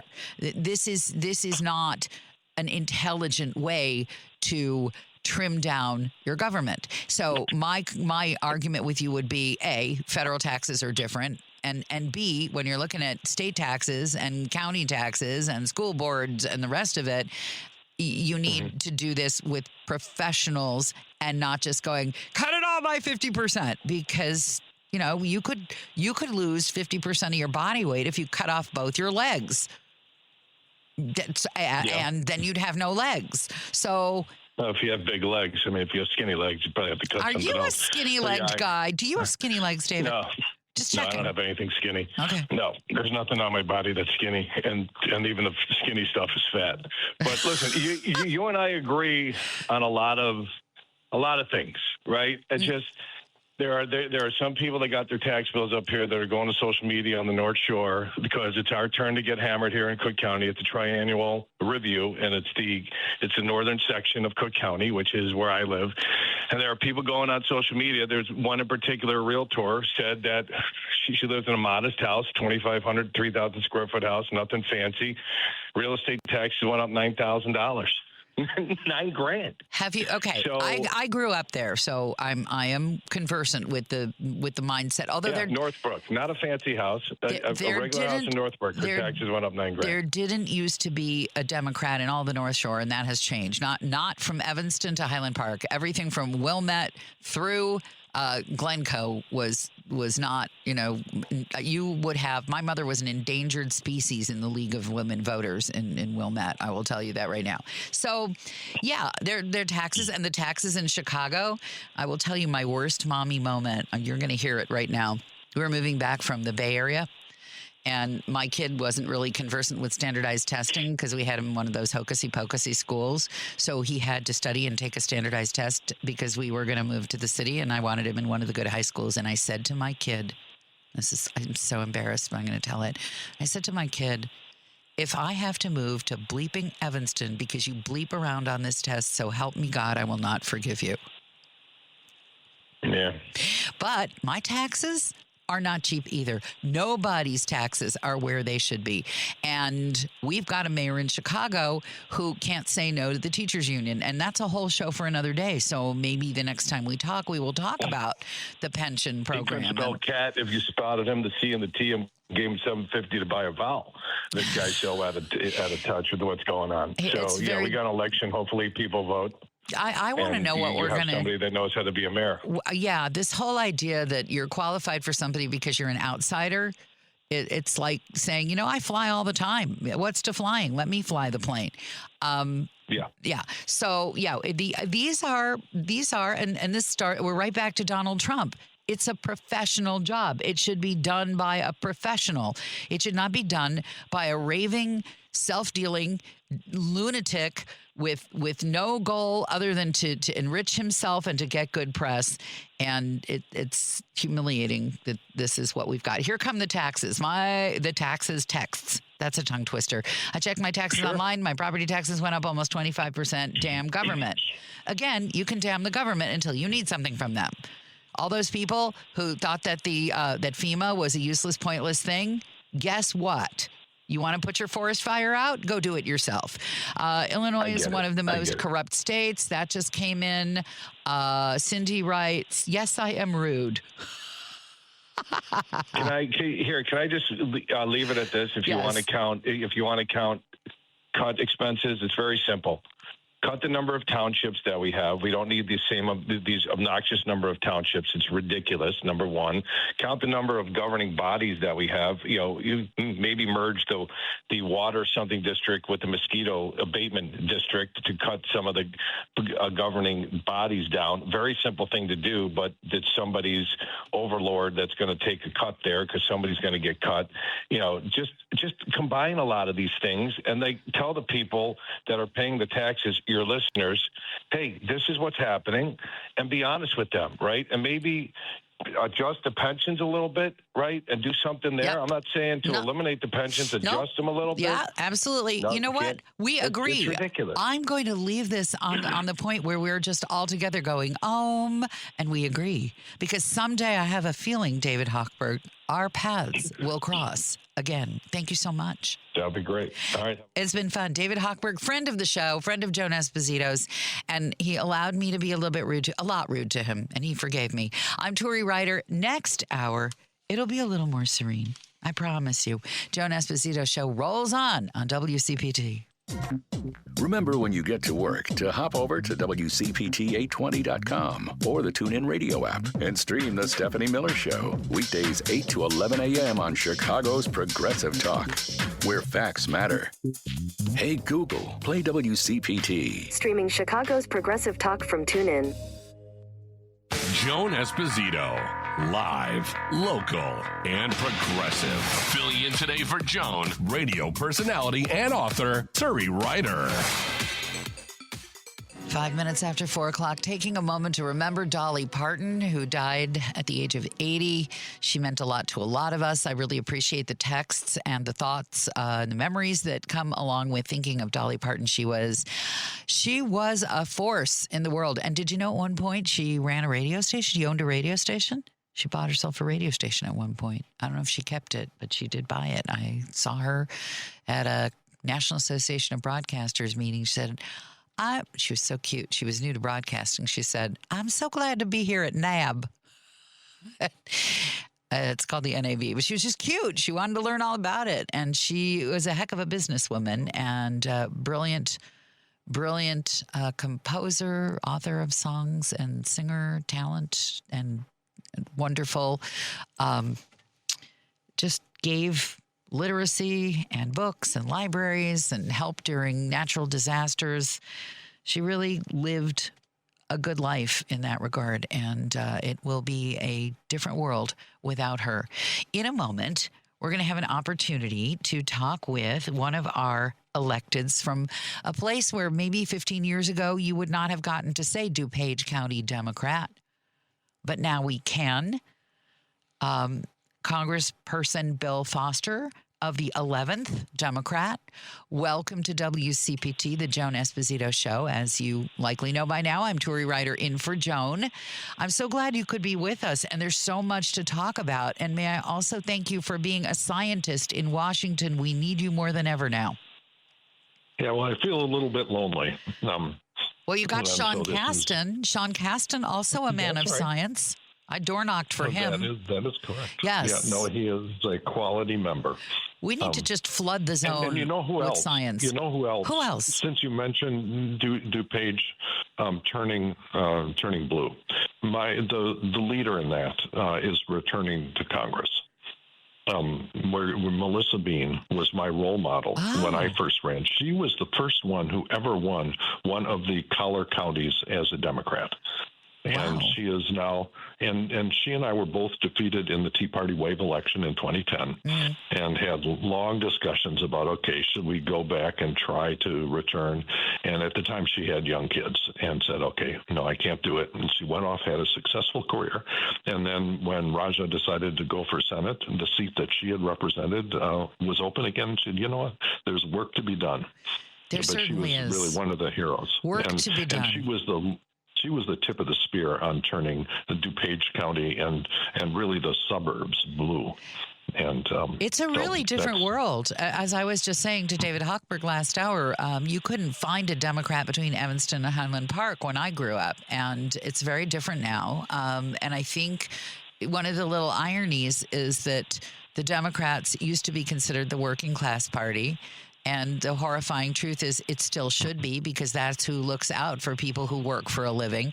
And yet somehow the elites, quote, close quote, the college educated, even those who used to vote Republican, are now moving over because this war on science and war on logic and war on ethics and war, it's unconscionable. And war on small businesses. You know, I was just over at the Bolingbrook Chamber of Commerce, right? Normally, historically, chambers of commerce skew heavily Republican. True. But these are, you know, they've looked at the effect of Trump's policies on things they care about, and they are not fans. What were the things that they had to say to you? This is really interesting. What were some of the private asides that you heard, or the questions that you got from people who formerly wouldn't have even thought twice about supporting a Democrat or the positions in our platforms? Well, one of the big things that we ended up talking about was there were a lot of hotel operators there. And they have to live in a world where all of these AI product selectors, you know, Expedia, and I don't want to name all of them, but even if you just Google, I want to go have a trip somewhere, what you do is you end up getting a report from an AI. That says, here are all the aspects of it. So someone is paying for that AI to steer you into some hotel that is paying them money, you know, through some complicated agreement. And this, I think, is going to be one of the big battles of the coming decade, is who gets to control that AI that is your personal assistant.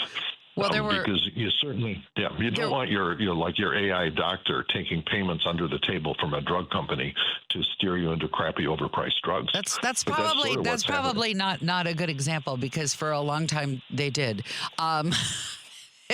Well, it's going to come back in disguise if it's some neural network program. The pharmaceutical industry has made some trouble for itself. So let's maybe pick a better example, if I could suggest. We have to protect make sure that doesn't happen. Yes. Everywhere you turn around. Yes, right? Exactly. And to your point about not getting people. There are a group of us, friends of mine, who will pretty much do whatever we can to get a human being on the other end of the line to help us with these tasks that we are really being shoved. We are having AI shoved at us. I had to go into my computer and turn off just the basic help me write function. It took 3 tries before my computer went, oh, all right, I'll let you write your own email. But you don't even know. And Google was in trouble for this years ago for putting their own best interests up in searches, and they didn't always have to say what was sponsored clearly and succinctly. So you didn't always know. And you would be better positioned to talk about this. Can you remember how it happened that we had to really be told when content was sponsored in a search? I remember there was a process, but I don't remember what it was. Well, the first time you ever saw Google, it was this wonderful, clean page. Yes. With 4 clear, wonderfully useful links. Yes. And they had this model, don't be evil. Yes. And then they realized somehow we're going to have to pay for all this stuff. Being evil they said, who will pay us? Yes. And so, and this is not just Google. They're just following their financial incentives. Yes. If someone's going to pay them money to list this hotel above that hotel, they're going to at some point accept that money. And, they did some right now, the sponsored search. It used to be if you Googled stuff, you'd get 1 or 2 sponsored first links. All right, and they would mark it. But now you've got to scroll 3 times to get past all the sponsored, content. Yeah. And I think that the technical term for this is enshittification. I don't know if that just can be believed or not. Well, you're a congressman, so I don't know if we get to enslimification, we will call it from here on out. If you go, there are hilarious YouTube videos out there by describing how that has happened in many, many industries. It's not just search, and it's medical advice. Let me pause you because this is one of the reasons that I'm so glad that you are serving in Washington, because you can succinctly explain to people why we want medical research, why we want scientific research, because the Republicans will always find the most outrageous example of an animal that needs to be protected. I had a guy on my Sunday show, and he was loath to talk about the species that were unique to Big Bend National Park because they were so small and had some cute little names. And he knows what will happen, which is the Republicans will say, you're going to pay $60 bazillion in order to protect a snail. That is, and so we need people like you to stand up and say, excuse me, this particular hermit crab is where we are getting this particular chemical that is used in this particular medical procedure or is being researched because it has a particular property that might conceivably save your parent from a life of Alzheimer's. So I think everyone knows about, the Ozempics and the GLP-1s that are transforming so many people's lives. Mm-hmm. All right. And these things were discovered. The actual chemical was discovered by someone studying, I think it was lizard guts and lizard digestion process.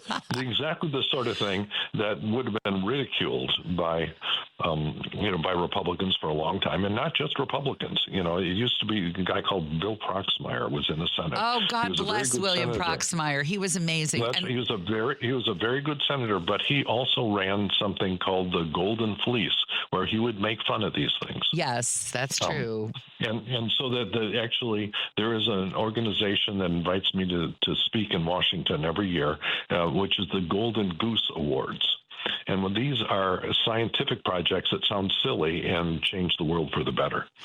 And it's a great organization. Well, I'm glad to hear you say that, because when people fund research, the thing about it is they're perfectly willing to go to Vegas and put money on a gamble and hope that they will be the winner. And scientific research is not all gambling, but there's an element of that to it, that if you pile up the knowledge at some point, some piece will be worth something very important to people or the planet or the air or the water, the planet that we all live on, or other people on the planet. So I'm rambling a little, but yes, we don't know what's connected to the other end of the thread that we're pulling out of the sweater right now. And that's exactly right. Well, and that's why, where part of my job is to go and educate the public about the benefits of federally funded science. We're actually, this coming Saturday, we're actually having an event on this that talks about, over the 250 years of America, how we have come to dominate world science. And frankly, the dangers of walking away from that. Yes. And we have guests from Argonne National Laboratory that I represent. And so, just since I'm on the radio here, it's this Saturday. I got to wait. Let me promote your event for you. May I? May I do you that honor? Sure. Because it's always better if someone else toots your horn. Go for it. It is going to be at the Prisco Community Center, and our guest, Congressman Foster, will be there celebrating America 250 Science and Innovation. It's a discussion recognizing the discoveries, tech advances, and the spirit of innovation that have shaped America's history for the last 250 years. Now, there is an anniversary, a 250th anniversary event worth attending. Go stuff your NASCAR and your country drinking festival, and I love country music as much as the next person, and your fireworks show and your trampling of what used to be the White House, the People's House's lawn. Go see what your tax dollars are actually really doing, and is it kid friendly? Can you tell me? Yeah, I think so. They're going to be answering questions, and it'll be, certainly, high school, junior high school kids. Cool. So if you've got a kid with a science, math, and a research brain, bring that kid. Is there a charge to go to this? That it does not say. No. Good. No. Good. You want to know what to do with your kid. That's the thing you can do with your kid. And if it's unpleasantly hot and stormy this weekend, which I hear that it may be, I'll bet you it has air conditioning, right? Yes, it does. There, see that? Don't negate and that's science too, by the way. And we've cleaned up our Freon output, and that's good for the world too. Let's talk a little bit about a scary use of tech and NVIDIA chips. We've all heard about NVIDIA. Some of us bought stock in NVIDIA, did very well. And you pointed out before the show that some consumer-grade NVIDIA chips have ended up in a Russian drone that is doing some horrific things. Do you wish to discuss? Oh, I unfortunately have to. I think it was almost probably 8 years ago that I went up to the microphone in an internal meeting of the Democratic caucus and said, look, this business of AI-enabled warfare is coming, that AI in general is coming for our economy. And people said, oh, that's cute. That's interesting science fiction, Bill. But, I first programmed neural networks back in the 1990s at Fermi National Accelerator Lab, where I worked for 23 years. And right then, you could tell there was promise in the technology, but it wasn't ready. Computers simply weren't fast enough to do it usefully. And it was really the federal government research that kept the flame alive in neural networks that they're at the core of why AI is changing the world. And if that had happened without that federally funded research to keep the flame alive, and it wasn't just the U.S. federal government. It was also the Canadian federal government. Some of the biggest breakthroughs, actually, which Trump never mentions when he's declaring war on Canada, actually some of the biggest breakthroughs came out of Canada. Well, yes, that's where insulin came from, most people know. And now, until Trump blows it up, we still have a water research deal with Canada, which is very much coming into play as concerns the water needs of AI centers. It's not just the American Great Lakes. We share those. That's a border. And Canadians and Americans with scientific institutions are working together to really ascertain what will be the environmental impact of pulling the kind of water out of the Great Lakes that it looks like we're going to need for AI centers as they're currently constructed. Sorry? Yeah. If you do it right, you can avoid a big water draw. You just simply have to recycle the water instead of just and so I think that part of it, the electric use is a huge problem. And the other thing they don't mention is all these AI centers are saying, oh, don't worry, we'll bring our own electric power generators. And say, okay, what are you going to do to power that? Oh, we're going to burn natural gas and dump more CO2 in the atmosphere. Well, they're noisy. They're noisy, and they blow off smoke, and it takes a huge number of them, and they will consume huge amounts. And some of these counties they where will drive up the price. Right. They will drive up the price of natural gas. Right. They say, oh, don't worry, we won't drive up the price of electricity because we'll bring our own electricity, but they never make that promise for not driving up the price of natural gas for heating. Let's talk a little bit about, in fact, can you hold on a second? Because I got a few more minutes worth of questions that I have to ask you. And in a moment, I want to ask you about how AI is possibly missing an opportunity to be powered by green energy and what you think of that. And we still haven't talked about the AI and the drones. So all that coming up. It's Joan Esposito's show. I am Turi, usually here on Sundays at 2. In for Joan, live, local, and progressive. It's 421. WCPT 820, Chicago's Progressive Talk, where facts matter. Joan Esposito, live, local, and progressive. Filling in today for Joan, radio personality and author Turi Ryder. Oh, sweet. Joan will be back tomorrow, and she has a full board of guests set up for you. A reminder that Paul Chavarri's in for Patty Vasquez following my show at 5 o'clock. We got this on the text. We're getting a lot of texts, and I thank you. I love the texts because I could just kind of sneak those in. And one of them is for you, Congressperson. Where, again, is this event? Karen in Naperville wants to know. Let's just go over that again. The event America 250 celebrating science and innovation is August 29th, 10:30 to noon at the Prisco Community Center. So you can look that up, Karen in Naperville, and you can take your science-minded friends and progeny with you to that event. Congressman You can Foster. also just go to foster.house.gov. Oh, there you go. I think /events, and that will get you the information. We're also having a telephone town hall if someone has questions for me. Oh. And that is this Monday the 31st. Okay. All of these things later are happening. And if I don't know if Joan has a place where we can put this information up, but I'll check into it so that we can also let people know. So to finish up with these AI centers that seem to be the boogeyman lately, Donald Trump has had a war on wind power and solar power and money that we'd already spent to build this. And the story is that he didn't like the way that the wind machines looked off the coast of Scotland while he was playing golf. And so he just put the kibosh on the whole thing. I'm not sure, that may be apocryphal, but he's certainly canceled checks we've already written and made us spend money needlessly and wasted millions and millions of dollars. But what hope would there be for running an AI with good batteries on wind and or solar or some combination thereof? How likely possibly could that be done? It actually works. There are examples of it. And the simplest way to set it up is to set up a large array of solar cells out in the middle of a desert where no one lives. And, if you've ever flown over the United States, there's lots of unoccupied territory where people won't be angry if you cover them with solar cells and set up a data center. The problem is the Trump administration is busy jamming these data centers down everyone's throat. Every communities that do not want them, they're trying to pass laws that say, well, you don't have any right to stop them.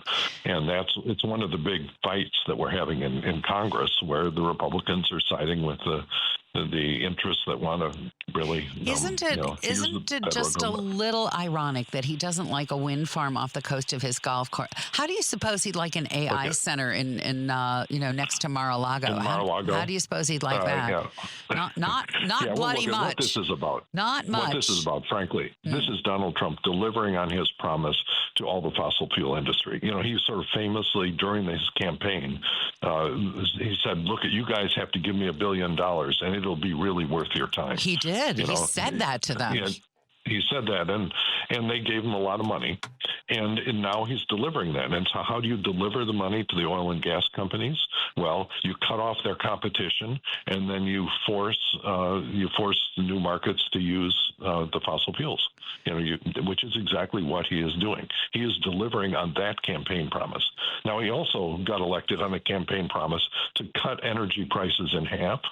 Yeah. That was his closing argument. That was a good one. And he repeated again and again, and there's all these videos out there of him saying, in the first year in office, I'm going to cut your electric bill in half. I'm going to cut your gasoline cost in half. You almost don't even have to pay your political consultant this next election because it's just too easy to write those ads. It's just too easy. I want to circle back to a text here that we just got. Somebody not far from, I understand that your district kind of wiggles and waggles a little bit, and I don't know how close you are to DeKalb and NIU, but one of our listeners would like to know, speaking of open land, there's nothing but cornfields southwest, north of DeKalb and NIU. What would be the chances of putting in turbines and a wind farm a few miles southwest of DeKalb? And well, I've represented DeKalb County on and off under different maps for for quite a while. So I know they're famously had in DeKalb County, they had a county board meeting that lasted like 24 hours. It was open mic, arguing about a wind farm. All right. And eventually I believe the wind farm got built. But it was a big deal. This was more than 10 years ago, and so you have to be careful that the right distance away has to be looked at. A lot of people say I really like this wind turbine on my farm because I get all the money. But if you're the neighbor of that, you get all of the light pollution and the air pollution, and that people are sitting there watching the sunset, and then they find that the blades of the wind turbine are going flicker, flicker, flicker on their windows, and they have to close their shades. Interesting. And so there are reasons that people should be able to have a say in what gets sited where. Well, I'm so glad I asked you this because I'm glad I asked you this because this is exactly the kind of conversation that people need to. I wouldn't have thought of that. And because you are a good listener and you're paying attention, you're hearing both sides, and then you can help hopefully hammer out a reasonable path forward. I really like that. Somebody with a tongue in cheek, by the way, asked if they should bring a MAGA acquaintance to the science event so they can get some facts. With the few moments we have left, talk to me quickly about what we can do, if anything, to prevent NVIDIA chips, which according to NVIDIA are consumer grade, from going into Russian drones that, according to the New York Times, are now being completely run by AI and are capable of targeting people with the same kind of technology that when you want to prove you're a human, it says which vegetables must be put in your refrigerator. And you can put that in a drone and say, these are all things you can legitimately target. And it doesn't know that you can't put that you don't need to put apples in the refrigerator, or that apples aren't a vegetable necessarily. And it is shooting people without any human input. Give me a little bit of the benefit of your issue and advice. This is an old debate. Mm-hmm. One of the things I 10 years ago, if you just Google slaughter bots, the word slaughter bots, all one word. All right. You will see a 7-minute video that was produced 10 years ago by Stuart Russell, who's one of the heroes of artificial intelligence. He was not born in America. He is a Brit, but he is the one who literally wrote the textbook that everyone learns AI out of. Okay. And he works in America. He's the Berkeley professor, and he's one of the real heroes of this. But he saw this danger coming 10 years ago and commissioned this video, Slaughterbots, and that is what is coming true today.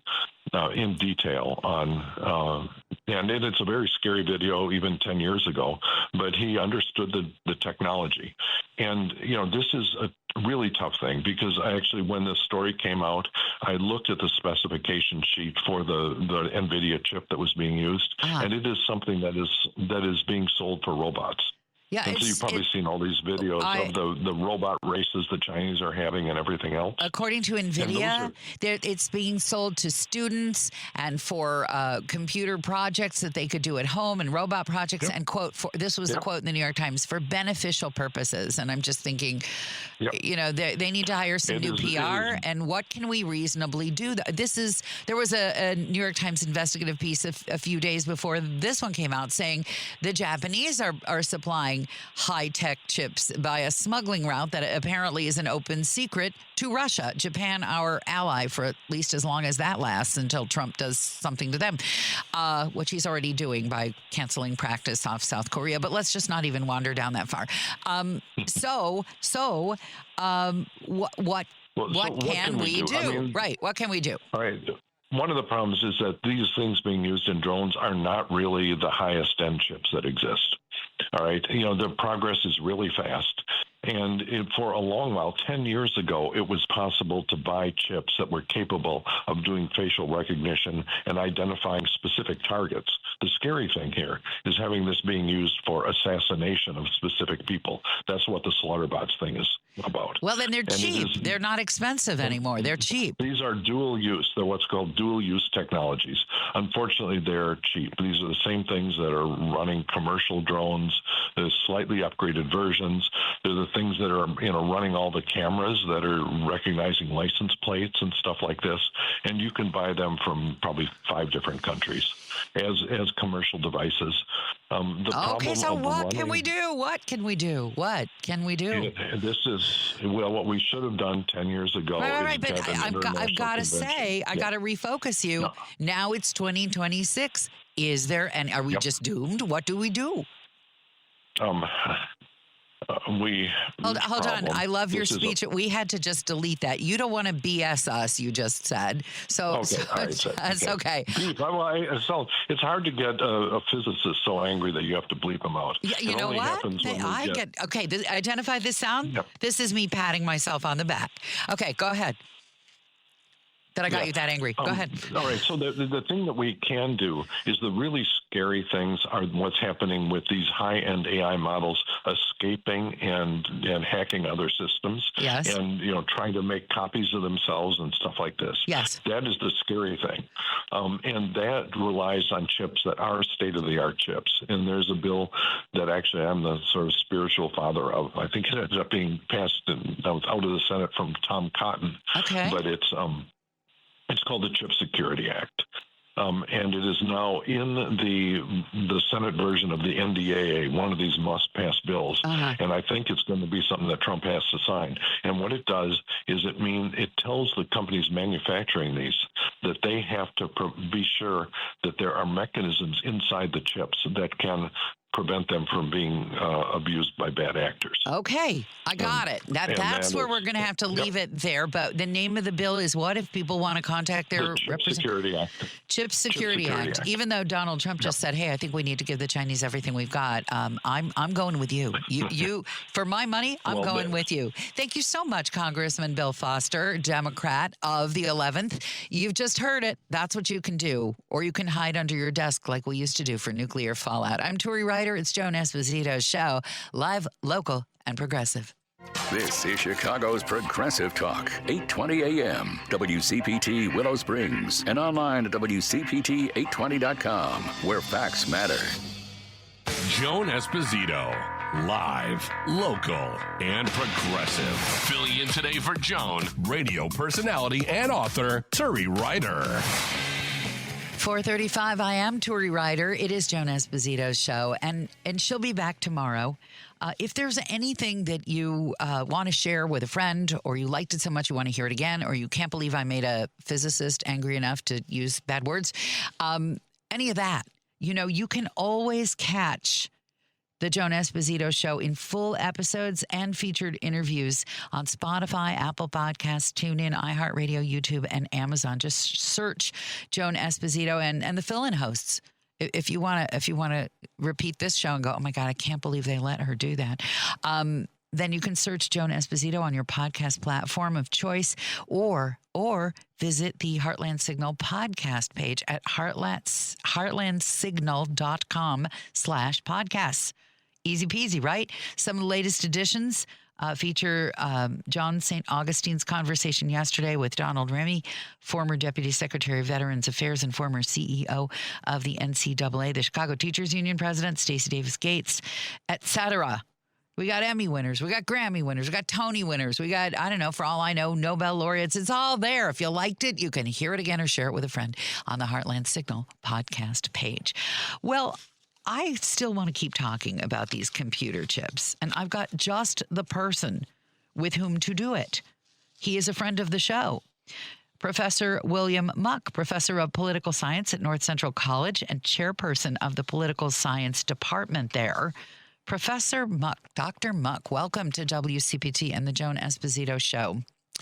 Hey, Turi, so wonderful to be with you. It is a joy and a pleasure so far. It's only been seconds and already I'm having a good time. That's good. You have some thoughts about the political implications of countries launching drones that are not directly controlled by human beings. What are your thoughts about, and if you've missed it, I recommend if you can get past their paywall or ask a friend to copy and paste it. There have been 2 stories lately in the New York Times about chips going to going to Russia for use in their war against Ukraine. One was the Japanese smuggling route and how that was happening, and the one that ran just yesterday is about these non-human piloted drones that are essentially seeking out whatever they're told to seek out, and then there's no more human intervention. So would you talk a little bit about what this means for the world that Russia's doing this now? Absolutely. It was a pretty extraordinary development. It's one of those things, sometimes when history plays out, we don't always notice it occurring. But I really think we've crossed the threshold on the evolution of these autonomous weapons. And this story in the New York Times was really interesting, talking through that. And I think it's important that we have more conversations. But basically, we've had AI in drones for a while now. But what happened most recently, or in July, this is what the story talked about, is that humans sort of programmed this drone, Russians programmed this drone to fly towards a particular gas station. But when it came to actually selecting the target, that target was entirely selected, or the precise target, by the AI in the drone itself. So there was an absence of any humans in that sort of final decision of what to attack. And why that's such a big deal is that for most, drones are sort of exploding in terms of warfare these days. But for the most part, you still have human beings selecting the target. And why I think this is so significant is this was really the first example that we've heard about where the AI itself is making those decisions. And for me, this is a threshold, right? We're sort of jumping into a new world. We knew it was coming, but now we're there. And it raises all sorts of really important questions that I think humans have to start having about how do we want to wage war? How do we want to allow this technology into our weaponry? What type of human oversight do we want to have? And it's this huge area of conversation that we haven't even really begun to start yet. Well, you remind me of something, and I'm trying to remember now which war. We've had so many wars. There was, when people were running these drones from facilities where they were essentially pilots but remote. Yeah. There was an instance where someone mistakenly fired on what they believed was a military vehicle, and it was a bus with children on it. Do you remember this story? Yes. I think it was in Afghanistan. Was it in Afghanistan? Where was this? I think so. I think yes. That's kind of what my memory is. But again, it was a while ago. Right. It was a long time ago. But at least most of the time, that mistake wouldn't be made. And yet there are people arguing and saying, no. With AI, that mistake was only made because a human being was in charge. And yet there are so many gray areas when you're using AI. I want to return to that example of when you want to go to a website and they want to make sure you're not a bot. And they used to show you, check every frame with a picture of a part of a car in it. But now, I struggle with those. Now they're getting people who are really bright, by the way, have a bigger problem. I will tell you the one I looked at yesterday, and it literally said, find every picture of a product that needs to be refrigerated. not everybody refrigerates the same things. Sure. I'm looking at the strawberries. I'm going, oh, those you want to refrigerate for sure. I'm looking at the whatever else it was. And then I look at the apples and I think, you don't really need to refrigerate apples. And then I thought, this thing is going to think that you need to refrigerate apples. It's not that smart. And sure enough, what if it gives you tomatoes? You can refrigerate tomatoes. It ruins them. So here I am in my kitchen practically trying to figure out. And it again, a lot of these standardized things are only so smart. They thought they were asking a really intelligent question that would sort. And yet, so that's just a rudimentary example, I would say, of what can go wrong if you think you're being so smart that you can't possibly make a mistake by defining parameters and having no person involved. That's absolutely right? So it's humans that are ultimately programming the AI, giving it parameters of what's appropriate, inappropriate. All sorts of bias can be worked into that. So there's so many problems in that decision making. And I here's the thing: like humans make mistakes too, right? So human drone operators make mistakes all the time, and AI potentially. But I think is we need to start having more of these conversations about how comfortable are we as a society slowly transferring more and more of this responsibility to AI, right? I mean, so now we're talking about drones, but ultimately we could be talking about anti-ballistic missile systems, right? So missile systems that are shooting down missiles or nuclear missiles, whatever that might be. They don't get tired.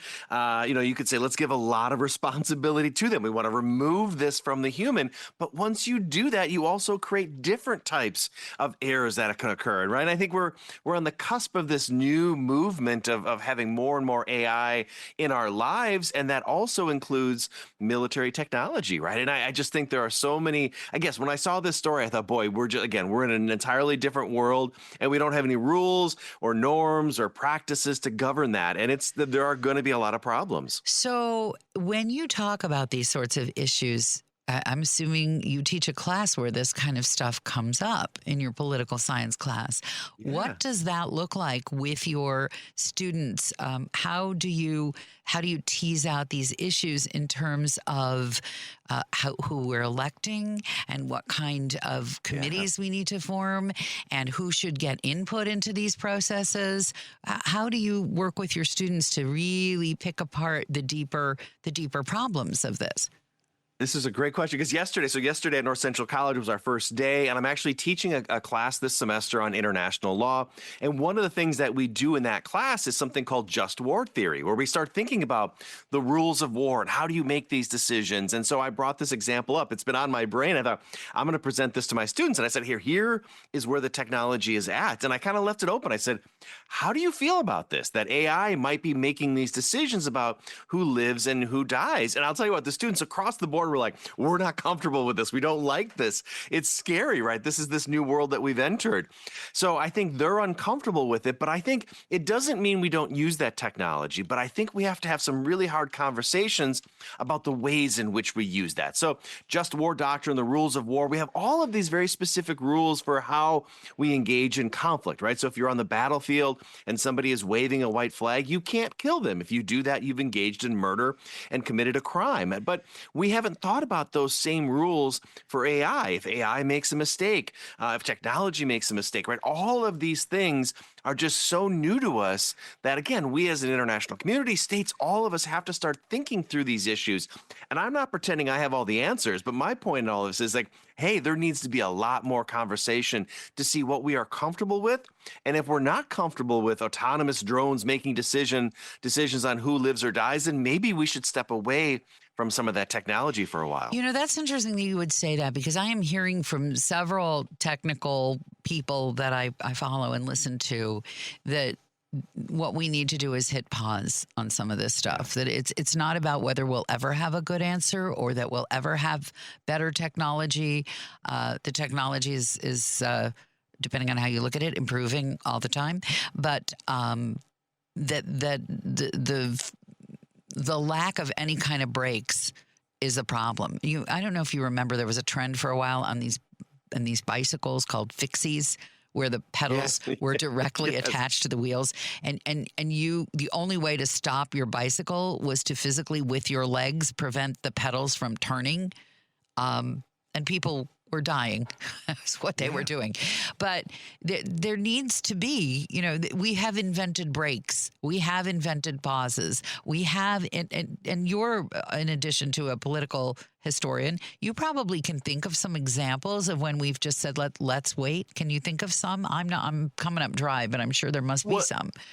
Yeah, here's what I would say, though. I think you're absolutely spot on that far too often we don't have those conversations. Sometimes we do, but if you think about the human species and the way in which we embrace technology and change, and again, I'm not just talking about the last few years, but like through the arc of human history, we race into these new technologies. We always want something new, better and better, but we don't always step back and say, let's have the ethical conversations. Let's have the moral conversations. Should we be engaging with this technology, right? They can oftentimes lead to progress traps where it feels like we're making all of this progress and then suddenly we're in a really dangerous situation. I think nuclear weapons are an example of that, where it would have been really smart for states many years ago to say, hey, maybe we shouldn't develop these weapons. Maybe this is a technology that humans shouldn't have.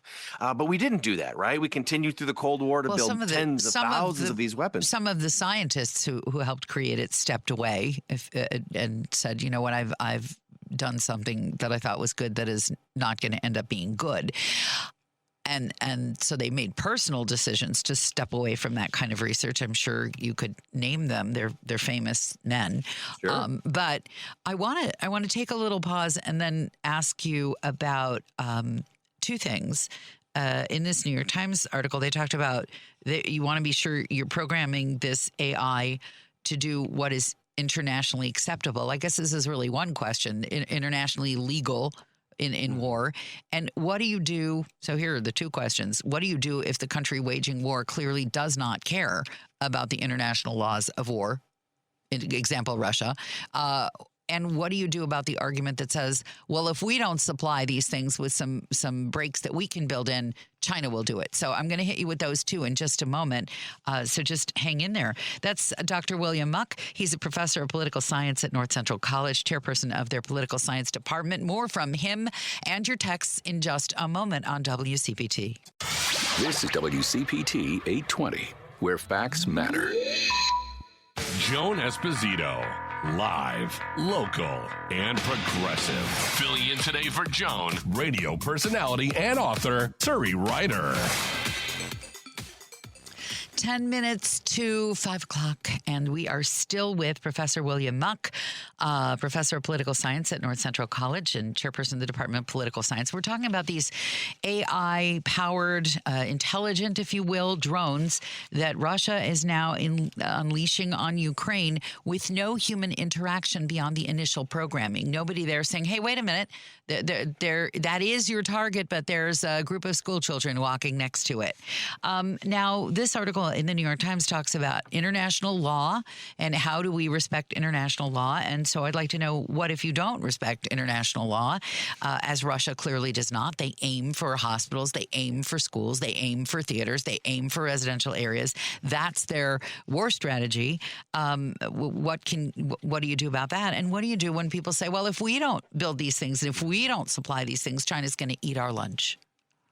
Yeah, the rules of war are very clear on this, right? Just because one side violates the rules doesn't enable the other side to do so. And I think it's really been fascinating to watch Ukraine in all of this, because Ukraine has said what's happening right now. Russia is openly and blatantly for years violated the rules of war, targeting schools and hospitals, and the evidence is overwhelming.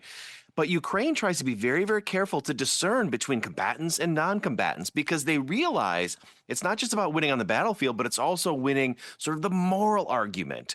Now, that makes it harder for Ukraine, because it would be in some ways easier for Ukraine to start doing the same thing to Russia. But we've always said it's important not just to win on the battlefield, but also to win the battle of ideas, right? So it puts you at a disadvantage to all of that. There are a couple of other international conflicts where that is also an issue. Like anytime we wanted to, we could wipe out this whole population, and we're trying to do a better job than that. But yeah. Yep. Yeah. Yeah, and again, and not only, it's not just Russia. I mean, we could have a real long conversation about what the United States has done in Iran in terms of targeting some of the civilian infrastructure and civilians that have been killed, young girls, like all of those.